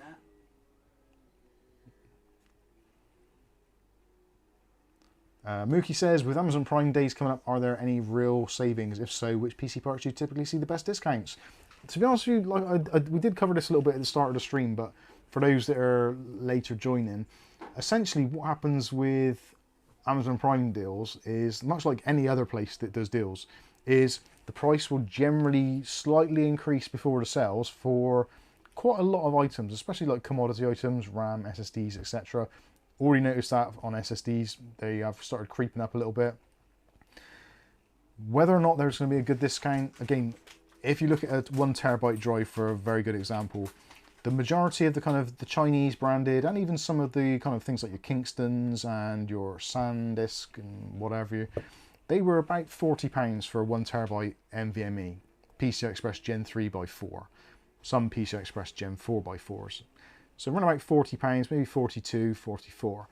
Whereas at the moment, they're all in the kind of 50 to 55 to 60 range. So they've gone up about 20% in reality over the last maybe month, maybe 2 months. So about 20% increase. So if on Prime Day, they turn around and say, right, 20% off or 10% off with this voucher code, you're not really saving anything. You're saving money on what it would be. But if you'd have bought it earlier in the year, then it would have been cheaper. But as always, none of us have got time machines or the ability to travel in time. So yes, on Prime Day, it may look like a good deal, but it might not be. So it's really hard to say. Again, some of the things such as like stuff that's got fixed prices or generally fixed prices. So like I said earlier, the Apple Mac Minis, for instance, they've got like a pretty much a fixed price. Mobile phones, a lot of them, and Samsungs, your Apple phones, obviously iPhone 16, etc. They're going to be in an awkward position because the 17's due out in a couple of months. So there's probably going to be some sales anyway to clear some stock.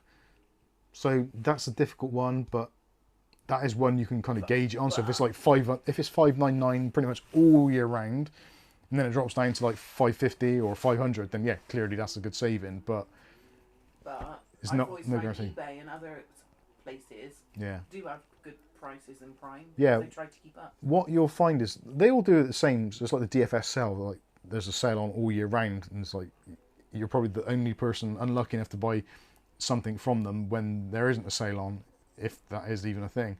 But normally, even eBay, I've noticed this before, eBay sellers, whenever there's a 20% discount or some promotion on eBay, the sellers just put their prices up prior to it.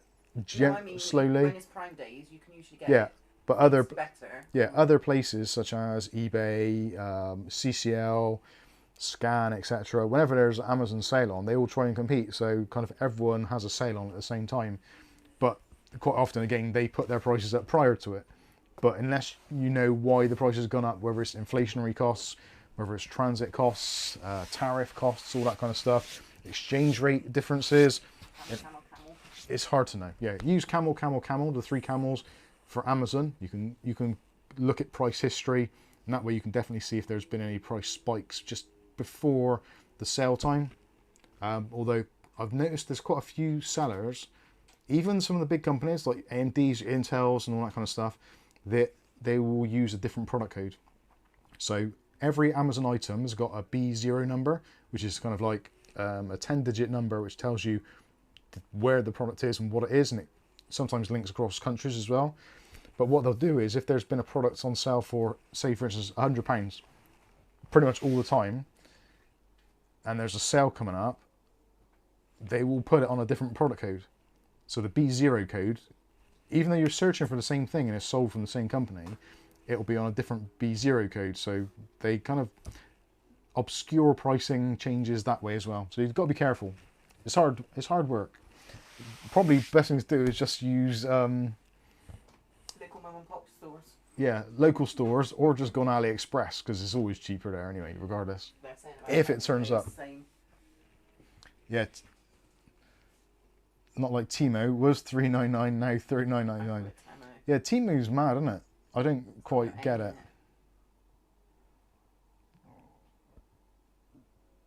Same as Temu, you just have to know when to buy. They give you 20 off the stuff, they add 22, yeah. Rasher says I use Haggles On for European price comparisons. That's pretty good. Tony says they're all mean to you, Mike. Not your fault, you're follically challenged. Yeah, kind of. Hey Rick Lakes, how you doing? Nice to see you. Temu's dodgy.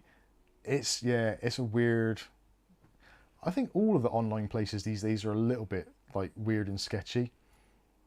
It's I think the thing is as well, because pretty much all the companies are doing all the same kind of scams as such, they kind of, because they're all doing it, it's difficult to say that one company is better than the other. They all seem, the sales thing, are definitely, there used to be UK legislation, I know for retail stores specifically, if you had a product on sale, it had to be on sale for a higher price in the previous 28 days. So they couldn't have that kind of gradual, like a weekly thing where they just change it for a week and then it goes back.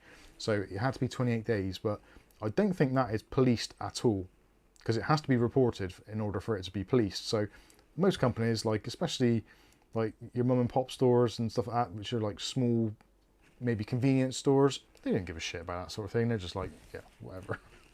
This is the price it is. Now, not all like that, obviously. Some do adhere to the rules very religiously, but a lot of people don't, and a lot of people don't even know about it. So it's a very difficult thing. Wasn't it that I struggle with the whole concept of sales periods. if they put the price on wrong on display, they had to go along with it? They used to, but They there was changed that, there was a didn't they? clause in it so you could withdraw the item from sale. So if you went into a shop and they accidentally priced something, so say it was 150 quid and they missed out the zero and it was up for 15 quid, you could take it to the till, and it used to be they had a legal responsibility to sell it for the lower price that it was marked at, because that was what it's been offered at. But they added another thing into the law so that retailers could withdraw the item from sale. So you could take it to the till, literally about to hand over your money. If they spotted it before the transaction's gone through the till, they're within their rights to withdraw the item from sale. But as soon as it's gone through the till, if they realise after that they've done it for the wrong price, they don't have any comeback. As far as I know, that's what used to be the law. But it's probably all changed. Not for the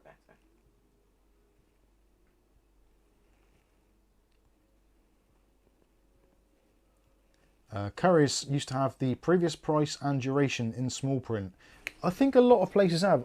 I know Co-op, our local Co-op store, quite often whenever there's any items on sale, it will say underneath, previously was priced at such and such from to such and such. But I think they use that as a bit of a thing to get away from the 28-day thing. So if they put a warning on there saying that this was a different price between this time and this time, I think they can get away with charging extra or higher than what it should be. And also, they quite often say prices of other supermarkets. Yeah. Just to sort of big themselves up. Yeah, that's true. Right. Oh God, I didn't realise the time. So I think we should wrap things up here because I've got to get things packed away and I've got work tomorrow morning, which is never fun. So at this point, I think I would like to say thank you very much to everyone who is continually supporting us with your viewership. Much appreciated. If you haven't already, obviously smash the like button or share the stream. That would be fantastic as well. Or potentially, if you want to help us out in some indirect way, you're more than welcome to use any of our affiliate links to purchase items on Amazon. You don't have to buy the links products, just click on the link and then go and buy your shopping, whatever. It all helps and it all comes back at the end. So if you want to help out the channel, help out Mike and Kath, you can do. And of course, as usual, you can use any of our things, premium CD keys, obviously save yourself a ton of money for Windows and other software. You also got our Discord link, so if you want to chat to other like-minded individuals, then you're more than welcome to join our Discord. We've also got the desk pads. So actually, the technically stable desk pads, they've got a 30% off offer now across everything. So you can just go there if you want to get anything, 30% off, which I think is pretty cracking. I think you can also stack the code with Mike's Unboxing and get even more off. I haven't tried it, and it only came out today, literally about a few minutes before the stream started. So I don't know entirely, but you can check that out. Still good value anyway. And of course, as always, if you want to help us out or you want to help us gain some of a following on an alternative platform, just in case something happens to YouTube or for some reason we cannot communicate with you on YouTube, YouTube goes dark for some reason, then head over to Rumble and you can follow us there, which is awesome. And also we've got some newer content going out on there first as a bit of an introductory thing to try and generate a little bit of interest. So, but they are mingled in with the old ones. Yeah, they are mingled in, so we're uploading old ones as well. So the theory is we're going to try and upload our entire back catalogue of videos and also new content as well. So there should be almost a one-for-one replica of what we've got here over on Rumble. Can't see it happening because there's like nearly 3,000 videos on YouTube, but you never know. And we've got a last-minute super chat coming there from R. Portier for €11. Thank you very much. And a super sticker saying thank you. Much appreciated. Thank you so much. And thanks to all of you for stopping by on your Saturday evening stroke Sunday morning. Hopefully you've enjoyed it. If you have, smash the like button, all that kind of usual YouTube stuff. And I think that is going to wrap this one up. I've been Mike. Better wait for the white balance. Wait for the white balance. I've been Mike. This is Mike's Unboxing Reviews and How To. And hopefully we'll catch you in the very next video. Thanks for watching. Have a fantastic rest of your weekend. And we'll see you on Monday. Thanks for watching. Bye. Say bye, Kath. Bye. Night, everybody. See you later. Bye.